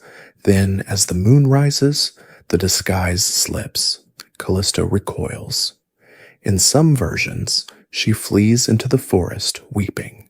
In others, she remains silent, bitter, knowing that even the gods are not immune to mischief, coded in affection. Eventually, she becomes pregnant. Artemis, furious, banishes her. What follows is a tragic chain. Callisto gives birth to Arcas, is transformed into a bear by Hera or Artemis, and later nearly killed by her own son during a hunt. To prevent the unthinkable, Zeus plucks both mother and son from the earth and places them in the sky, Ursa Major and Ursa Minor. Tonight you look up. The stars form the shapes of bears, yes, but if you squint, they also look like a woman shielding her child, forever chased by the wheel of the heavens. Historians still argue whether Callisto's story reflects ancient anxieties about chastity, power, or fate. Feminist readings point to her as a symbol of defiance. Others see her tale as a coded calendar myth, tracking constellations and seasonal changes. You, though, just see her eyes, clear, unflinching, immortal now, but never quite at rest. Back on the lakeshore, Zeus seems quieter, less proud. For once he lingers. You both sit by the water, watching the mist drift across the surface like a sleeping breath. The stars blink gently above, and a breeze moves through the pines, whispering secrets that only trees and gods can understand. The surface of the lake goes still, like a mirror between worlds. You and Zeus sit side by side, your reflections softly rippling in the moonlight. Somewhere in the distance an owl calls once, or then again, and the sound lingers, low and echoing. You think perhaps Zeus will stay quiet for a while, that maybe he's reached the end of his list of forms. But no, not this god. He rises with a grunt, brushes pine needles from his robe, and says, "One more flight."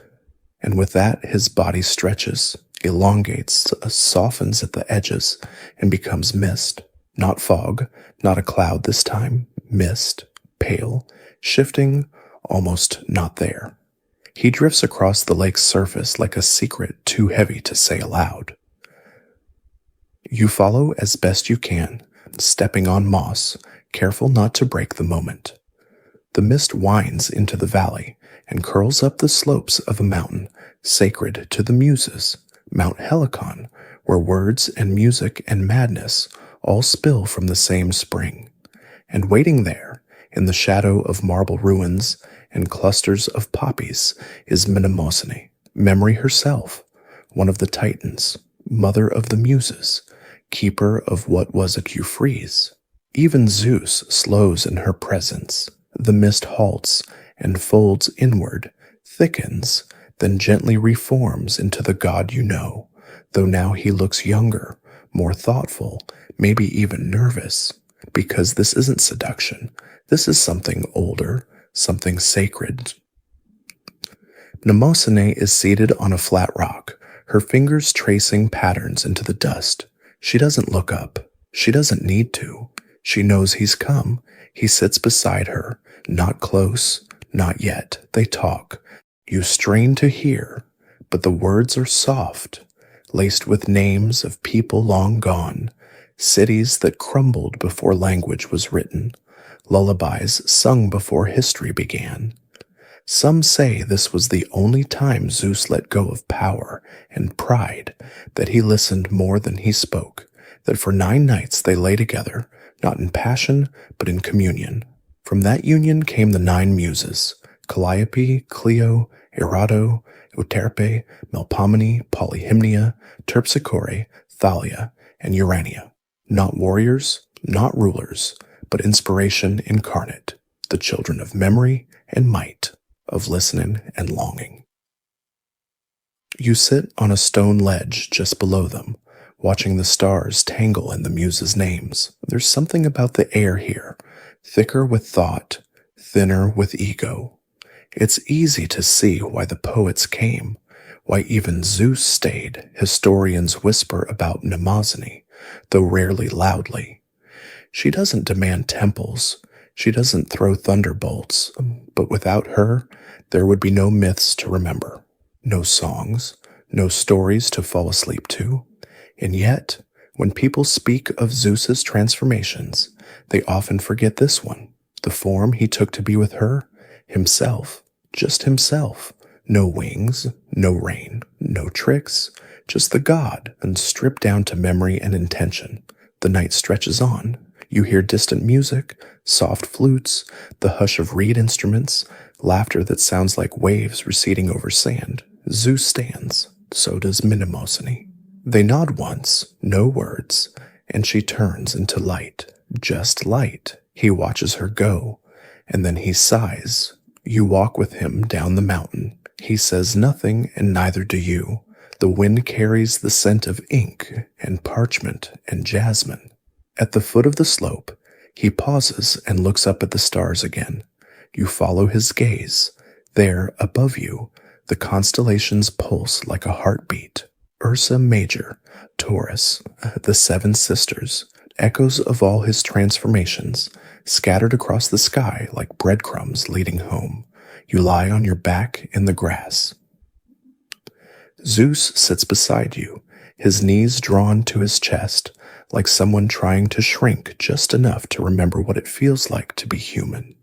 Historians still puzzle over this moment, if it even happened. Some argue the muses were always there, born of the river and the breeze. Others insist the union of memory and power had to be the source, a divine metaphor. But no one ever talks about the silence after, the way even gods get quiet, the way a mountain can hold a conversation with the sky and not say a word. You feel sleep tugging now, not the kind that drags, but the kind that gently folds over you like a blanket you didn't realize you needed. And beside you, Zeus hums something old, a lullaby, maybe one Mnemosyne sang to him once, maybe something he never forgot. You wake, or maybe you were never fully asleep, to find dew on your fingers and the first light of dawn curling over the hills like a soft promise. Zeus is already standing barefoot, arms crossed, watching the horizon as if it owes him something. It's time to move again, he says, not unkindly.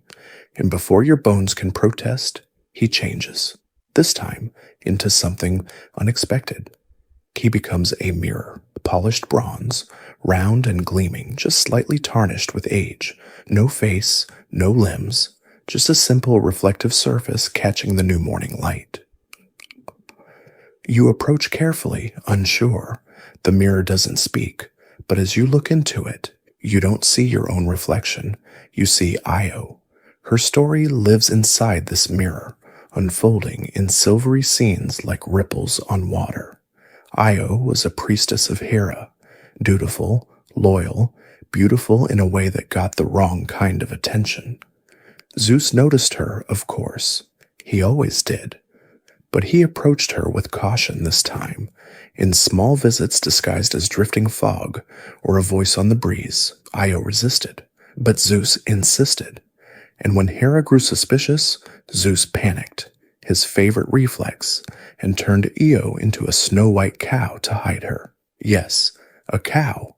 There she is now in the mirror, standing in a pasture with soft eyes and ears twitching at every whisper. Hera, not easily fooled, asked for the cow as a gift. Zeus, caught, had no choice but to say yes. So Io, goddess-turned-cow, became a prisoner watched over by Argus, the 100-eyed giant who never truly slept. When one set of eyes closed, another opened. You can almost feel her boredom, her longing, her absolute frustration at chewing grass when she used to hold sacred rites beneath moonlight. Zeus, feeling guilty for once, sent Hermes to free her, and Hermes, ever the trickster, played music so soothing it lulled even Argus into a nap deep enough to be fatal. Hera was not pleased. She marked Io with a gadfly, a tiny tormentor that drove the cow mortal across the known world. Sheesh. You see it all now, in the mirror. Io crossing rivers, mountains, deserts, her hooves leaving stories in the dust. Eventually, in Egypt, Zeus restored her human form. There she gave birth to Epaphus, and from him, a line that would lead to Heracles and beyond, a legacy written not in thunderbolts, but in endurance. Historians still puzzle over Io. Was she a moon goddess demoted by evolving myth, a tale of priestesshood punished, or an ancient symbol of migration and cultural spread? Some Egyptian temples bear her name, Greek texts contradict her details, and one faded carving shows a woman with cow's horns and sorrowful eyes kneeling beneath a fly-shaped constellation. You glance again into the mirror. Now your reflection appears, tired maybe, but calm. The bronze dims, and Zeus shifts back into his usual shape, dusting off imaginary flecks of guilt. Onward, he mutters, and so you walk again, this time into a city, not a mythic glade or forgotten village, but a real, bustling place. Thebes. Columns rise in symmetrical lines. Merchants call out in dusty streets. Children chase each other past cracked statues. Here lives Semele, daughter of Cadmus, granddaughter of Europa, an immortal whose story unfolds in whispers and ash. Semele was bold, not foolish, just bold. She caught Zeus' attention, as many mortals did, but unlike others, she asked for something different. She wanted the truth, not romance, not flattery. She wanted to see Zeus in his full divine form, the real him, the lightning, the fire, the glory. He warned her. She insisted, and so, bound by oath, he appeared. The moment he did, the room lit up like the inside of the sun. Flames licked the curtains, the floor cracked, the air turned too heavy to breathe. Semele was gone in an instant, but not entirely. She was pregnant with Dionysus, the god of wine, chaos, joy, and sorrow all tangled together in ivy and song. Zeus, in an act equal parts grief and ingenuity, sewed the unborn child into his own thigh to protect him until he was ready to be born again. Yes, a thigh. You sit on the temple steps now, watching priests pour wine into shallow bowls, singing soft hymns under their breath. The scent of grapes and frankincense fills the air. Semele is not forgotten here, nor is Dionysus. Their story winds through the very bricks of the city. Love turned to ash, ash turned to song. Historians still argue whether Dionysus was a late addition to the pantheon or a buried thread in Greece's oldest faiths, but all agree. Semele was no ordinary mortal. She's the only one to ask Zeus for truth and actually get it. And the price? Everything. The sky is overcast now. A rare hush settles over Thebes, as if the city itself is pausing to remember her. You and Zeus stand quietly. He does not speak, not because he has nothing to say, but because some truths, even for gods, sting longer than lightning ever could. The clouds hang low over Thebes, casting long shadows that stretch like forgotten verses across the stone streets. Zeus walks beside you without speaking, his gaze distant, as if Semele's name still echoes somewhere deep inside his chest. You pass vendors closing their stalls for the evening, their eyes flicking toward the sky as though they too expect thunder. But there's only silence, a heavy one, and then, like a shrug of wind, Zeus shifts again, this time into a shower of gold, not a metaphor, not poetry, Literal gold, light, warm, weightless, drifting through the air like a million glowing fireflies. You blink, shielding your face as flecks of radiance spiral around you. It's oddly soothing, like sunlight filtered through a dream. The gold drifts across the Aegean, over creaking ships and olive groves, until it lands in Argos. Here, in a stone tower with no doors and just a slit for light, sits Danae. Her father, King Acrisius, locked her away after hearing a prophecy. Her son would one day kill him. So naturally, he did what any mythic king might, tried to cheat fate by locking his daughter in a glorified stone cupboard. You can't help but imagine how boring her days must have been. No visitors, no fresh air, just the smell of damp stone and distant seagulls. She must have counted the passing clouds like rosary beads. And then came the gold. Zeus didn't sneak in disguised as a man or a beast. He simply became a shimmer, a warmth, a sigh of light that pooled into her chamber and filled the silence with wonder. The myths don't say how long it lasted. Minutes? Hours? The blink of an eye? But afterward, Danae was no longer alone. She was pregnant with Perseus, slayer of Medusa, rescuer of Andromeda, and deliverer of justice in sandals winged by Hermes. Of course, her father didn't take the news well. He panicked, built a wooden chest, stuffed Danae and baby inside, and tossed them into the sea. You sit now on that drifting chest, floating somewhere between myth and memory, as Danae clutches her child and whispers lullabies to the stars. The waves rise and fall beneath you, steady and slow. Eventually, they wash ashore on Seriphos, where fate resumes its winding dance. Perseus grows, embarks on quests, fulfills the prophecy, and Acrisius, despite all his careful cruelty, cannot escape the end written for him. Historians still puzzle over the symbolism of the golden rain. Some say it represents the sun god, Helios, confused with Zeus. Others argue it's a euphemism, one so elegant that even ancient sculptors blushed while carving it. But golden rain it remains, gentle, gleaming, unstoppable. You reach the shore now, feet damp with salt water, and Zeus reforms beside you, brushing golden flecks from his shoulders like dandelion seeds. Fate, he says, half smiling. Tricky stuff. You continue inland. The path leads you to a place few visit willingly, the edge of Thessaly, where the woods grow too thick, and the air hangs with a hush that feels watched. Here lives Antiope.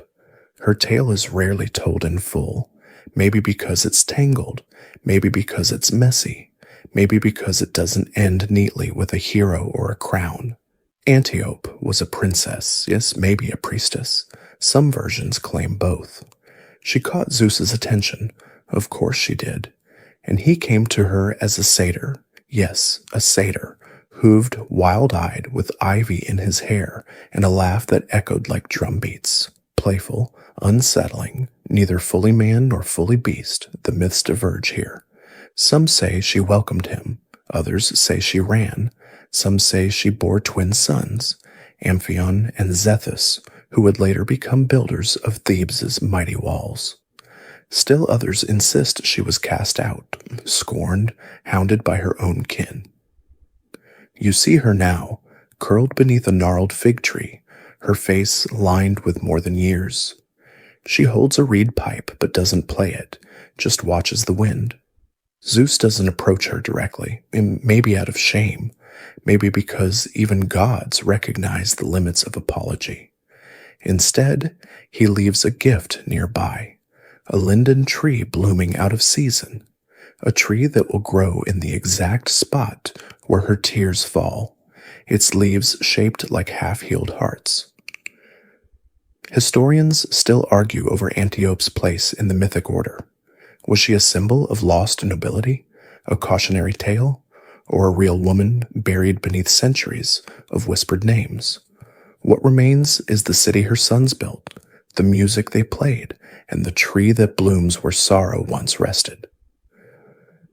You and Zeus move on again, slower now. The sun is high, the air sticky with the promise of afternoon sleep, and for once, he does not change shape, not into gold, not into flame, not into mist or song, just a man, tired, immortal, complicated. He walks beside you in silence as grasshoppers trill and olive branches sway like metronomes marking the end of something. And maybe, just maybe, even gods need a moment to breathe. The sun casts a golden hush across the hills now, painting everything in soft oranges and sleepy ambers. You and Zeus tread a narrow footpath, worn by centuries of sandals, hooves, and maybe the occasional goat with excellent storytelling instincts. Zeus hasn't spoken in a while, and you don't push him. The weight of so many transformations, so many entanglements, seems to press down on him now. Even the king of gods, it turns out, is not immune to reflection. But then, right as the path curves around a grove of laurel trees, he perks up, I think. He says, stretching his arms wide, it's time for a proper entrance. And before you can ask what that means, he becomes something loud. Thunder, not a storm, not lightning, just thunder, deep and distant at first, like a drum roll behind the mountains.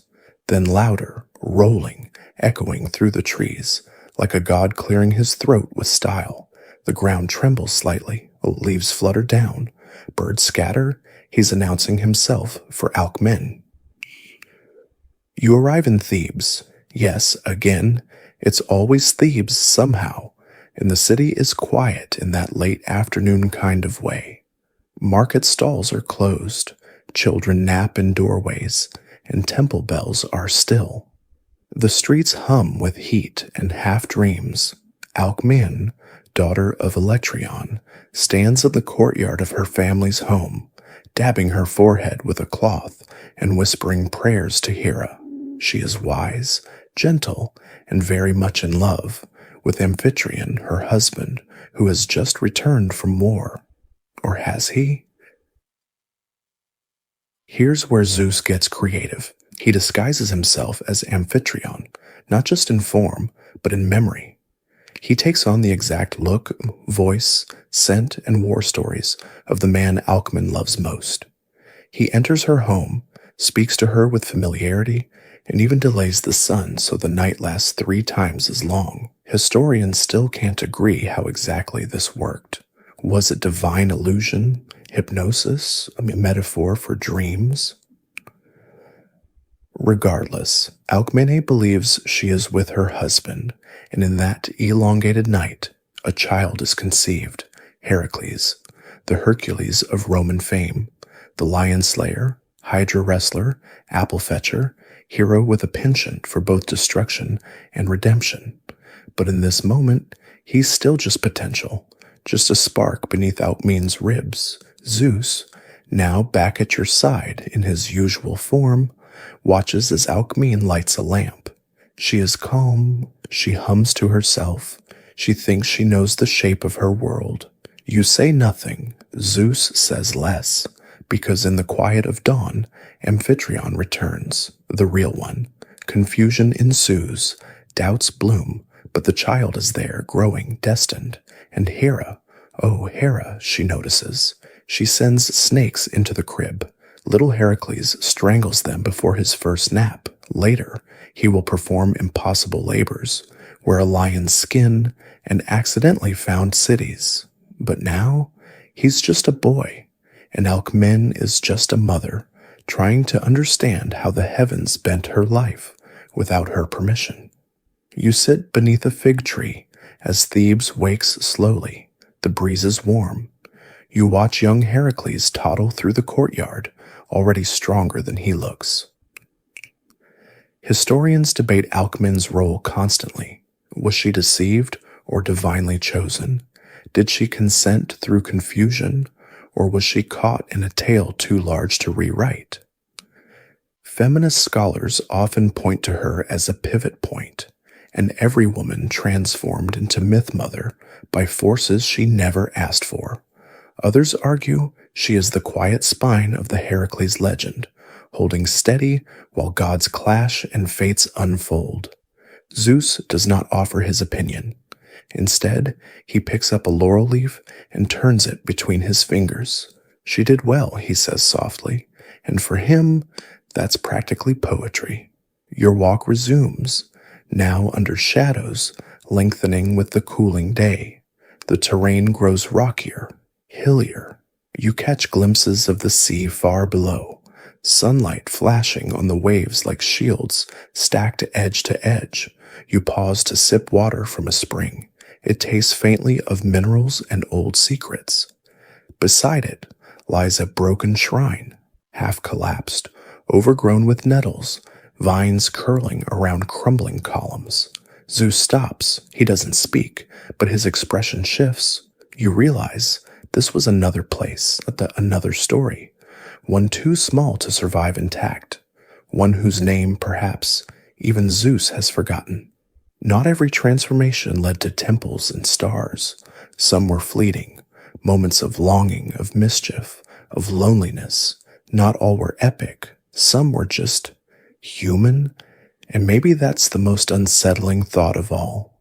The king of gods, sometimes shape-shifting not out of love or desire or vanity, but out of boredom, or heartbreak, or the same vague ache that sends mortals into midnight walks.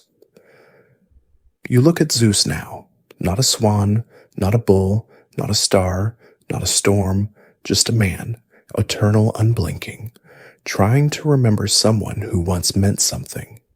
A pause.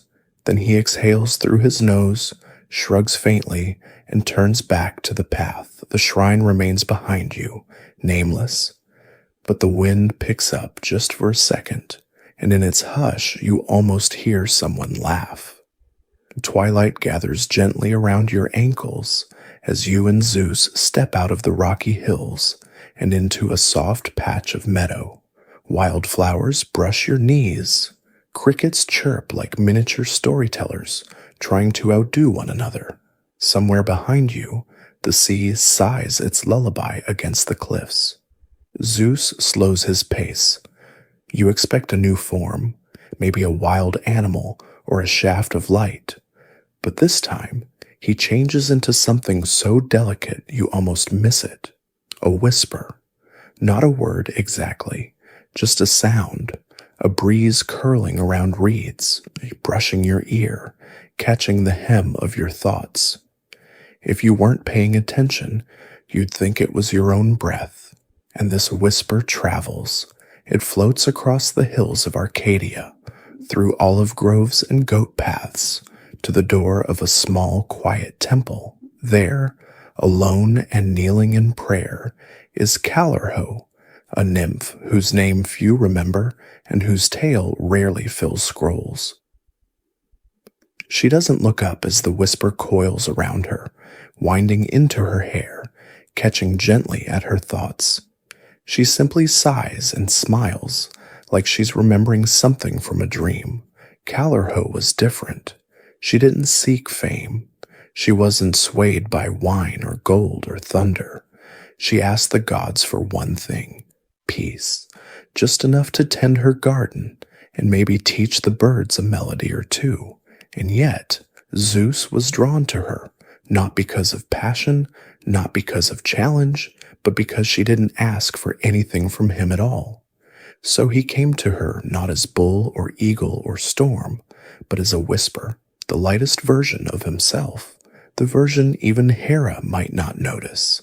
Some myths say she gave birth to a daughter named Thebe, for whom the city was named. Others say she simply disappeared one morning. Her spirit dissolved into the river that still bears her name. You sit beside that river now, running your fingers through the cold water. It murmurs stories in a language only half remembered. There's something comforting in how quietly Calorho slipped into myth. No war, no vengeance, just stillness. Historians naturally are frustrated by the lack of records. No battles, no dynasties, no temple ruins filled with dedications, just a handful of pottery fragments and one carved pebble with her name, barely legible, smoothed by time.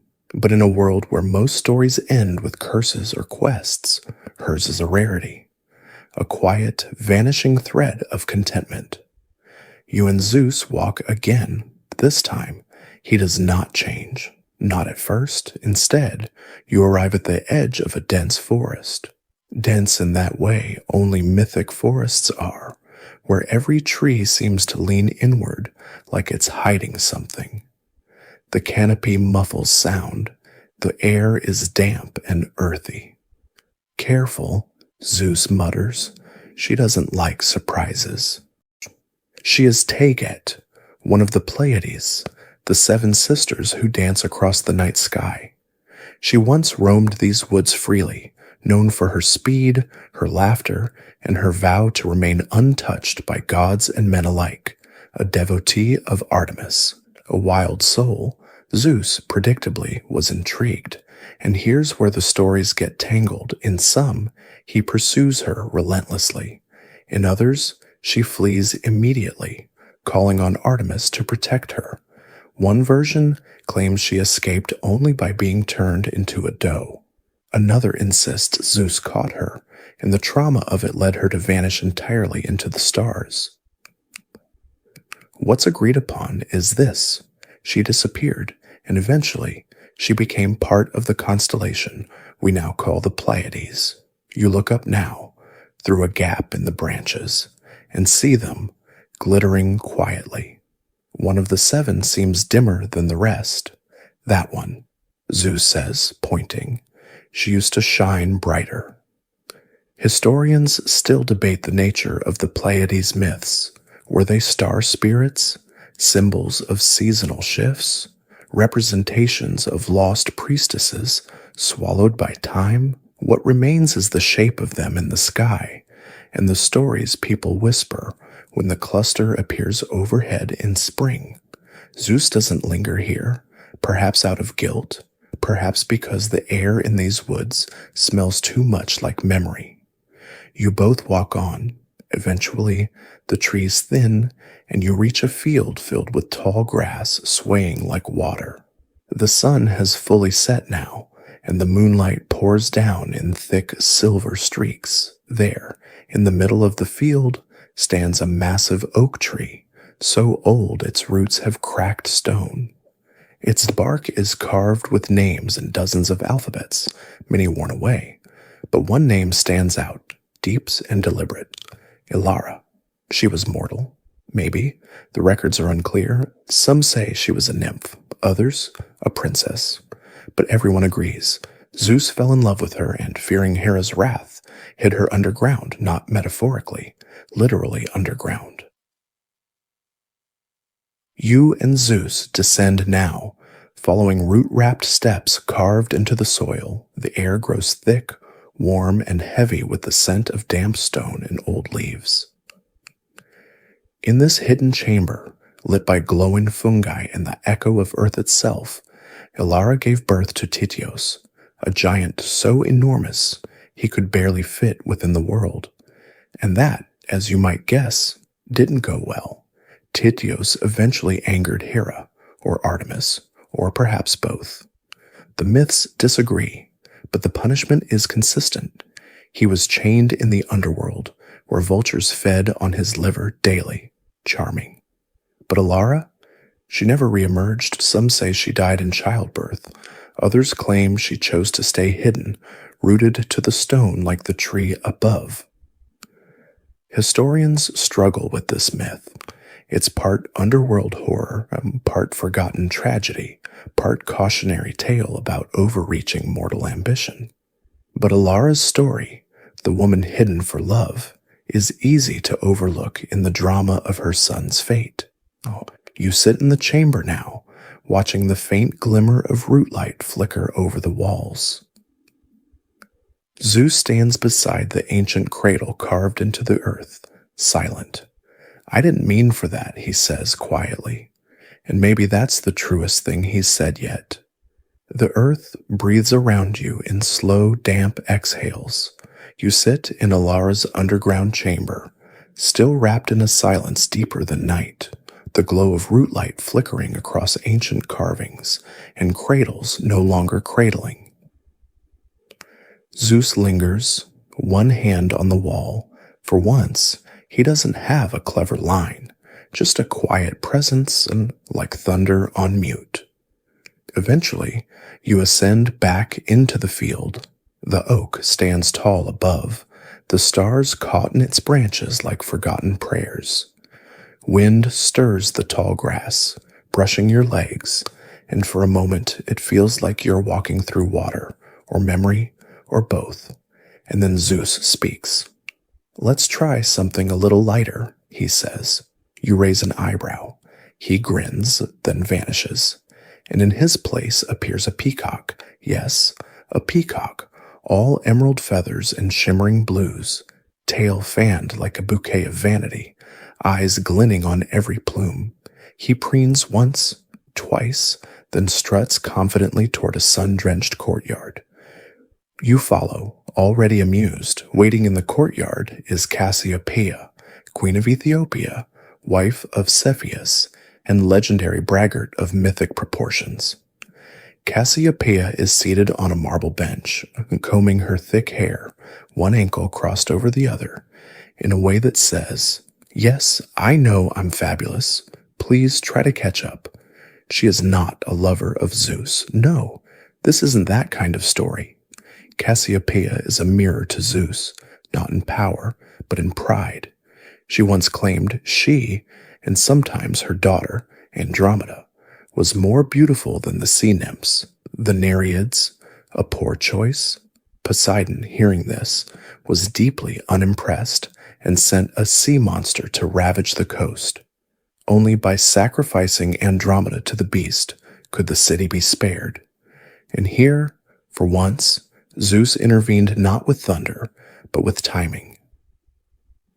He guided Perseus, yes, the same Perseus born of golden rain, to arrive just as Andromeda was chained to a rock, the sea rising, the monster approaching. With a swift strike and a well-timed use of Medusa's head, Perseus saved the day. And Cassiopeia?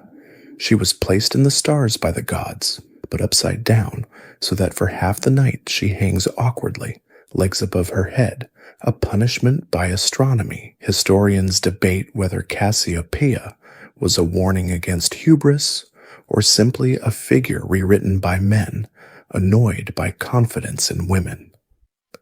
Her name still marks a constellation, one of the few female names etched permanently into the sky. Zeus the peacock hops onto the edge of the bench beside her. Cassiopeia does not flinch. "You again?" she says, combing her hair. "Still shape-shifting your way through regrets?" Zeus clicks his beak, which somehow sounds a lot like a guilty shrug. You sit across from them as a servant brings a tray of figs and olives. The light is golden. The air smells of rosemary and salt. The kind of moment that could have been tragic, but instead settles into something closer to comedy. And that's what Cassiopeia always offered, the absurdity of godly politics rendered in human scale. Queen who dared to call herself beautiful and was punished not for blasphemy, but for style. You snack on a fig, letting the sweetness melt across your tongue, and the sky darkens slowly into indigo. Zeus stretches his wings and changes again, this time into a lion, heavy-pawed and thick-maned, his eyes the exact gold of arrogance and ancient royalty. He leads you down the palace steps and through an olive grove until you reach Lydia. The name shimmers like silk. Here you meet Omphale, queen of the region, ruler in her own right. She does not wait in a tower or a temple, but in a simple courtyard, sleeves rolled, sandals off, sorting pomegranates with an expression that says, "Yes, I'm busy. What do you need?" She looks up, and laughs because she knows this lion. But this story isn't about Zeus seducing Omphale. No, for once, Zeus takes a back seat. This is about Heracles, Zeus's own son, who after a series of rage-filled tragedies and penitent labors, found himself sold into temporary slavery to Omphale as punishment, and she made him wear women's clothes, not mockingly, not cruelly, but perhaps to teach him humility, or perhaps because she simply enjoyed the reversal. Heracles, the lion slayer, the strong man, now spun wool at her side. He fetched water. He may have worn her jewelry. And Zeus? He watched. Some say he even visited Lydia, disguised as a lion, just to observe how his most powerful son was being softened by this sharp, no-nonsense queen. Our historians still argue over Omphale's role. Was she a feminist icon before the term existed, a powerful ruler erased by time, or just another footnote in Heracles' chaotic biography? What's certain is that she left an impression. You sit beneath a pomegranate tree now, watching Heracles struggle to braid something properly, while Omphale sips wine and offers not-so-helpful advice. Zeus Lion yawns beside you, then curls up in the dirt like a contented house cat. Maybe not all transformations are about desire or deception. Maybe sometimes they're just about witnessing. The lion stirs in the dust beside you, gives a long, satisfied stretch, and then, without a sound, melts into steam. It rises like warmth off a bath, shimmering in the cool night air, and reforms again into Zeus, not as a thunder god this time. No grand entrances, no fanfare, just a man in sandals, with a cloak slung lazily over one shoulder and eyes rimmed with the kind of tired you can't nap your way out of. You follow him. The moon's high now, casting white-blue light that turns every branch into a shadow puppet. Owls blink at you as you pass. Somewhere in the distance, a flute plays 3 notes and never resolves the 4th. The path leads you to Crete, where a woman waits. Her name is Europa, and she's probably the most well-known entry in Zeus's parade of disguises, which is funny, considering it all started with a cow. Well, not quite. A bull, specifically, a stunning snow-white bull with gentle eyes and a strangely charming smile. See? You arrive just as Europa and her friends are gathering flowers by the sea, laughing in the lazy afternoon sun. She sees the bull grazing near the tide pools and walks over, intrigued, because of course she does. Have you ever seen a bull that glows slightly in sunlight, that nuzzles your hand like it remembers you from a dream? She strokes its nose. It kneels, inviting her onto its back, and she climbs up. Then he bolts, straight into the ocean. Europa screams at first, naturally, but the bull swims fast and steady, never faltering. Dolphins leap beside them, and nymphs watch from coral thrones. Soon, she's laughing again, clinging to his silken neck as Crete comes into view on the horizon. You sit now on a driftwood log, watching the white bull carry Europa ashore. She slides off, breathless and exhilarated, her dress soaked with salt. Zeus transforms back into himself, and Europa doesn't faint or run or slap him. She simply stares at him for a long moment, and then says, "You could have just asked." And maybe that's why her name was remembered more kindly than most. Zeus gave her Crete. He gave her sons, including Minos, future king and eventual labyrinth commissioner. He gave her a constellation, Taurus, of course, and more surprisingly, he gave her distance. He didn't stay to rule, or meddle, or complicate. He let her be. Historians still analyze Europa's story from every angle. As an origin myth for Europe's name, a symbol of cultural transmission from east to west, or as a coded tale of abduction dressed up as mythology. The bull, they say, may have represented maritime power or divine favor, or just a very confusing beach day. You and Zeus walk the shore together now. He picks up a shell and rolls it between his fingers. She was kind, he says softly, knew who she was. It's not really an apology, but it's the closest thing you've heard all night. The beach narrows, becomes a path, and soon you arrive at a small island, barely more than a rocky lump in the sea. There, sitting on a flat stone in the moonlight, is Aegina, and Zeus becomes an eagle, dark and regal. He lands silently beside her, his feathers catching the breeze like velvet armor. Aegina looks up, but she's not startled. It's as though she's been waiting. She is the daughter of the river god Aesopus, and she had the misfortune of being so lovely that Poseidon, Apollo, and Zeus each noticed her in turn. Zeus, predictably, did not wait in line. He carried her here, to this island that would one day bear her name, and made it hers. Her son, Iacchus, would go on to be a legendary king, so fair and just that even the gods called on him to settle disputes. When his people were wiped out by plague, some say Hera's doing, Zeus repopulated the island with ants turned into men, the Myrmidons, who would become Achilles' loyal warriors. Yes, ant people. Mythology has no chill. You sit now beside the eagle, watching Aegina speak quietly to the wind. Her face is calm. Her story, though less dramatic, echoes in Greek art, literature, and even Roman coins. Historians debate the Aegina tale often. Was she a symbol of diplomacy between Athens and its rival states, a personification of fertile land, or simply a woman swept into the orbit of immortals and forced to make the best of it?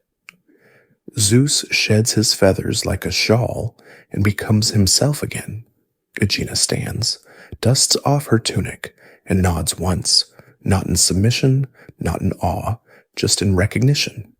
You leave the island behind, the waves carrying you effortlessly. Zeus is quiet again, lost in thought, until the stars shift and something glints overhead. Lyra, a constellation shaped like a lyre, a stringed instrument, a symbol of beauty and tragedy bound together. That, Zeus says, was for Orpheus. You raise an eyebrow. He wasn't one of your conquests. Zeus smirks. Not all stories are about me. And for a moment, you believe him, because even gods must pause to admire music once in a while. The stars above hum with ancient melody as Lyra sparkles in the dark canvas sky, its shape delicate, like a harp strung across time. You and Zeus walk beneath it, your footsteps muffled by moss and moonlight. There's a kind of stillness here, a moment suspended between stories. Then Zeus stops walking, and without so much as a word, becomes a beam of moonlight. Cool and silvery, soft as silk. It glides over the ground, skipping across puddles and illuminating your path without revealing its source. It leads you away from the coast, into the highlands of Thrace, where forests hold their breath and every branch seems to lean in, listening. There, asleep on a bed of leaves and soft pine needles, lies Pluto, not the underworld god. No scythe-wielding, helm-wearing shadows here. This Pluto is a nymph, or perhaps a mortal, depending on which crumbling fragment you consult. Her story flickers faintly at the edge of myth, like a single note plucked in a song mostly lost. But Zeus remembers her, and in this quiet moment, she stirs beneath his moonlight, stretching like someone waking from a centuries-long nap. Pluto bore Tantalus, a name that echoes through myths like a warning bell dipped in gold. Tantalus, the man who dined with the gods and betrayed them, who served them unspeakable dishes, and as a result, was cursed to forever reach for fruit that moved just beyond his grasp, water that vanished when he bent to sip. But this is not his story, it is hers. Plato is a footnote in most myths, a mother of figure, no great deeds, no divine punishments, no temples in her name. Just a moment, this one, where moonlight curls around her face and a god watches in silence. You sit with her now, letting the cool night settle into your bones. She opens her eyes for just a moment, looks straight into Zeus's light, and then closes them again with a faint smile. Historians hardly mention her. When they do, it's as a parenthetical aside, squeezed between discussions of Tantalus's crimes and genealogies of cursed families. But maybe that's what makes her story soothing. Its smallness, its peace, its refusal to be loud. Zeus turns back into himself beside you, still quiet, still contemplative. Not every story needs thunder, he murmurs. You nod, and then, like fog slipping into an alley, you're somewhere else. Dodona, one of the oldest oracle sites in Greece. The trees here whisper in languages no one speaks anymore. Bronze cauldrons chime with wind. Doves roost on the branches of sacred oaks. Even Zeus seems smaller here, humbled in his own sanctuary. You kneel beside a tree, and it speaks, not in words, but in rustling syllables, in the creak of ancient bark and the sigh of sap. It tells you the story of Dion, not Dione like the Titaness in Homer's Iliad, who may or may not be Aphrodite's mother. Not exactly. This Dion is layered, so is sometimes a partner to Zeus, sometimes a mother goddess of her own right, sometimes confused with or eclipsed by Hera. But here in Dodona, she was worshipped alongside Zeus. They were a pair equal in some tales. She spoke through the trees. He listened through thunder. Pilgrims came not just for prophecies, but to hear the balance between storm and soil, between question and answer. You can still see her shrine here, moss-covered stones, offerings long since returned to the earth, a half-buried cup, a whispering grove that remembers everything. Zeus walks slowly between the oaks, touching each one like an old friend. The wind moves with him, low and rhythmic like breath. His usual bravado, his sparkle and storm, is gone, replaced by reverence. Dione was never mine to conquer, he says. She was something else. Historians still argue whether she predates Hera, whether she was imported from older fertility cults, or whether her name simply fell victim to the editorial erasures of a patriarchal pantheon. But the trees remember, and the doves do too. You lean back against the trunk of the largest oak. Its bark is rough and warm. The breeze moves through your hair like fingers, and you feel, not for the first time tonight, that the real gods might have been quieter than the myths made them out to be. Zeus lingers here longer than anywhere else. He doesn't shapeshift, doesn't boast. He simply sits beside you, eyes closed, face tilted up to the canopy, and then slowly the wind shifts, and you find yourselves on a road paved with dust and uncertainty, stretching toward a city built on shadows and ambition. Sparta. No drums, no soldiers, just silence, the kind that comes after a war you didn't know had ended. There, in a simple house with few luxuries, lives Leda. You brace yourself, because this is one of the most famous and difficult stories of Zeus's transformations. Leda was a queen, noble, graceful, strong in a way most myths don't grant women unless they're swinging swords or nursing heroes. She caught Zeus's eye, of course, and he approached her as a swan, a beautiful one, long-necked, pristine, feathers white as funeral shrouds. Some versions say he sought comfort, fleeing from an eagle, Others say it was seduction, disguised as vulnerability. The rest diverges. Some claim Leda welcomed him. Some claim he forced his will. Others split the difference, suggesting he visited her the same night as her husband, King Tyndareus, resulting in one of mythology's most confusing birth announcements. From Leda's eggs, yes, eggs, hatched Helen of Troy, Clytemnestra, and the twins Castor and Pollux. Depending on the version, some were mortal, some divine. Some were raised in palaces, others in poems. You sit by a quiet river now, watching a swan glide silently past, its wake slicing the reflection of the moon in half. Zeus doesn't speak. Leda stands on the opposite bank, her expression unreadable, not angry, not grieving, just still. Historians and artists have wrestled with her story for millennia. Was she seduced? Was she tricked? Was she a vessel through which nations would one day burn? Zeus remains silent, and for once, you don't ask for answers. You watch the swan disappear into the reeds, the ripples smoothing themselves out again, and the stars overhead shift just slightly, as though even they are reluctant to settle on the truth. The ripples from the swan's wake grow still, and with that stillness comes the kind of quiet that only follows a hard question left unanswered. Leda stands like a statue on the far shore, feet planted, face impassive, and then turns slowly, walking away, disappearing into shadow without a sound. You and Zeus remain by the riverbank for a while. Neither of you speaks. He gathers himself back into something vaguely human again. Not a swan, not thunder, not a whisper, just Zeus, and somehow more worn than he was before. Some stories, he says at last, don't tidy themselves up at the end.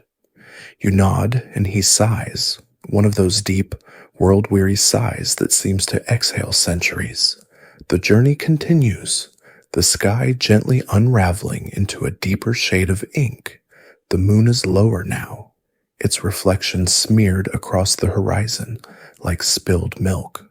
Then you arrive at a valley blanketed in soft mist, where a small hut leans against a hillside, held together by moss, time, and some god-level stubbornness.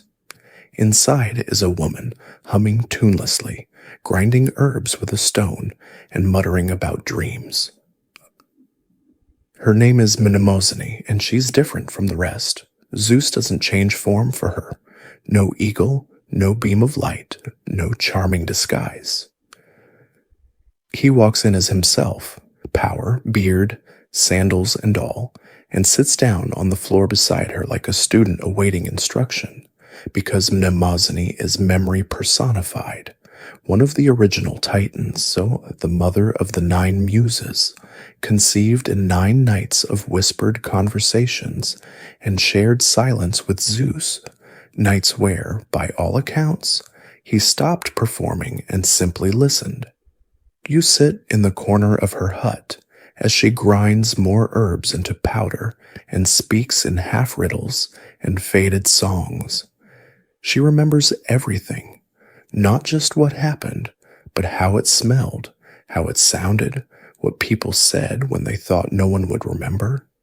She speaks names you've never heard, of mortals who once made poets weep, and temples stand now lost to time like footprints in last season's mud. Zeus listens, quietly, almost reverently. Mnemosyne doesn't flatter, doesn't fear him. She talks as if he were just another flickering lantern in the great hallway of history. And here's the twist. It's Mnemosyne's children, the muses, who keep stories alive. The muse of history, Clio, the muse of tragedy, Melpomene, the muse of astronomy, Urania. They're the ones who help mortals remember, write, sing, and question. Not Zeus. All his shape-shifting and thunder-hurling would have been forgotten without Mnemosyne's daughters, nudging bards and sculptors and sleepy narrators across time.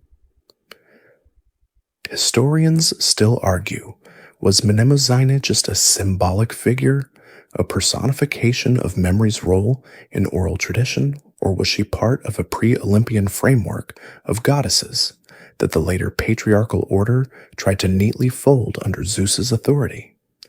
Here, in her hut, there's no hierarchy, only the truth, soft, heavy, unpolished. She brews tea that smells like pine smoke and old books, and you sip it, letting it warm your hands. Zeus sits silently, and for once you notice the lines on his face, the cost of being remembered after a while. Mnemosyne touches his hand and says, "Not every story should be told the same way twice." And you understand, suddenly, why Zeus brought you here last. This isn't a conquest, it's a reckoning, a final confession dressed in the form of reflection. Outside, dawn tints the sky with the faintest blush of rose. The mist begins to lift. You rise, bow your head to Mnemosyne, and follow Zeus up a winding trail that leads to a ridge. From there, you can see the whole journey stretched behind you. Valleys of women remembered and forgotten, rivers of ambiguity, forests full of whispers, islands half swallowed by time. He gazes across it all, arms folded, as if weighing the shape of his legacy. "Most people," he says slowly, "think I turned into these things to deceive, but really?" He trails off, then chuckles dryly. "Maybe I was just trying to be understood." It's an odd thought. The king of gods, all-powerful and immortal, struggling with the same thing every mortal child does. How to be seen for who they are. Not just the lightning, not just the titles, but the little voice beneath the beard. The wind picks up, playing with your hair. Below you, the land begins to shift from dream to day. You spot a farmer lighting a lamp, a child chasing a dog, the glint of dew on wildflowers not yet crushed by sandals or goats. Zeus doesn't move. He just watches the sun begin to rise, golden and slow, as if giving the world one last chance to stay asleep. The ridge holds you in place like a cradle, rocks warmed by years of sunrise, wind humming a gentle lullaby through the crevices. Below, the first pale glimmers of daylight ease across the hills, sliding softly over olive trees, rooftops, and the distant glint of the sea. Zeus still stands at the edge, not in god form, not disguised, but simply present. And now the final story arrives, not in the form of a woman he pursued or a trickster beast he became, but as a question. What does it mean when a god wants to be everything, not own everything, not rule everything, be every animal, every light beam, every shadow, every whisper? This last tale isn't about conquest or chaos, it's about Io. You descend from the ridge into the early morning mist, your steps muffled on dew-covered grass, until you find a grove of poplar trees surrounding a quiet pool. The water barely ripples, though a soft wind stirs the air. Io is already there. She stands knee-deep in the water, dressed in white linen, her hair long and wild, her eyes tired in the way only someone pursued across continents can be, because that's what her story is. A chase. Zeus loved her, or said he did. When Hera, suspicious as ever, came seeking answers, Zeus transformed Io into a cow, not a majestic bull like he once became for Europa, a plain white heifer, wide-eyed and trembling, and then, to make it worse, he gave her to Hera. You might think Hera would free the girl or show mercy, but no, she assigned Argus, a giant with 100 eyes, to watch over her. Poor Io, imprisoned in her own skin, wandered fields and mountains, grazing while her human thoughts screamed inside a bovine skull. Some say she wept milk, some say the earth herself pitied her and softened her path. Eventually, Zeus sent Hermes to slay Argus, quietly, cleverly, and after a long, wandering journey, Io was returned to human form, far from home and forever changed. Her descendants would include Epiphus, a future king, and generations later, Heracles himself. But that doesn't ease the cruelty of the journey. You watch her now as she cups water in her palms and pours it over her face. Her expression is neither angry nor sorrowful, just steady.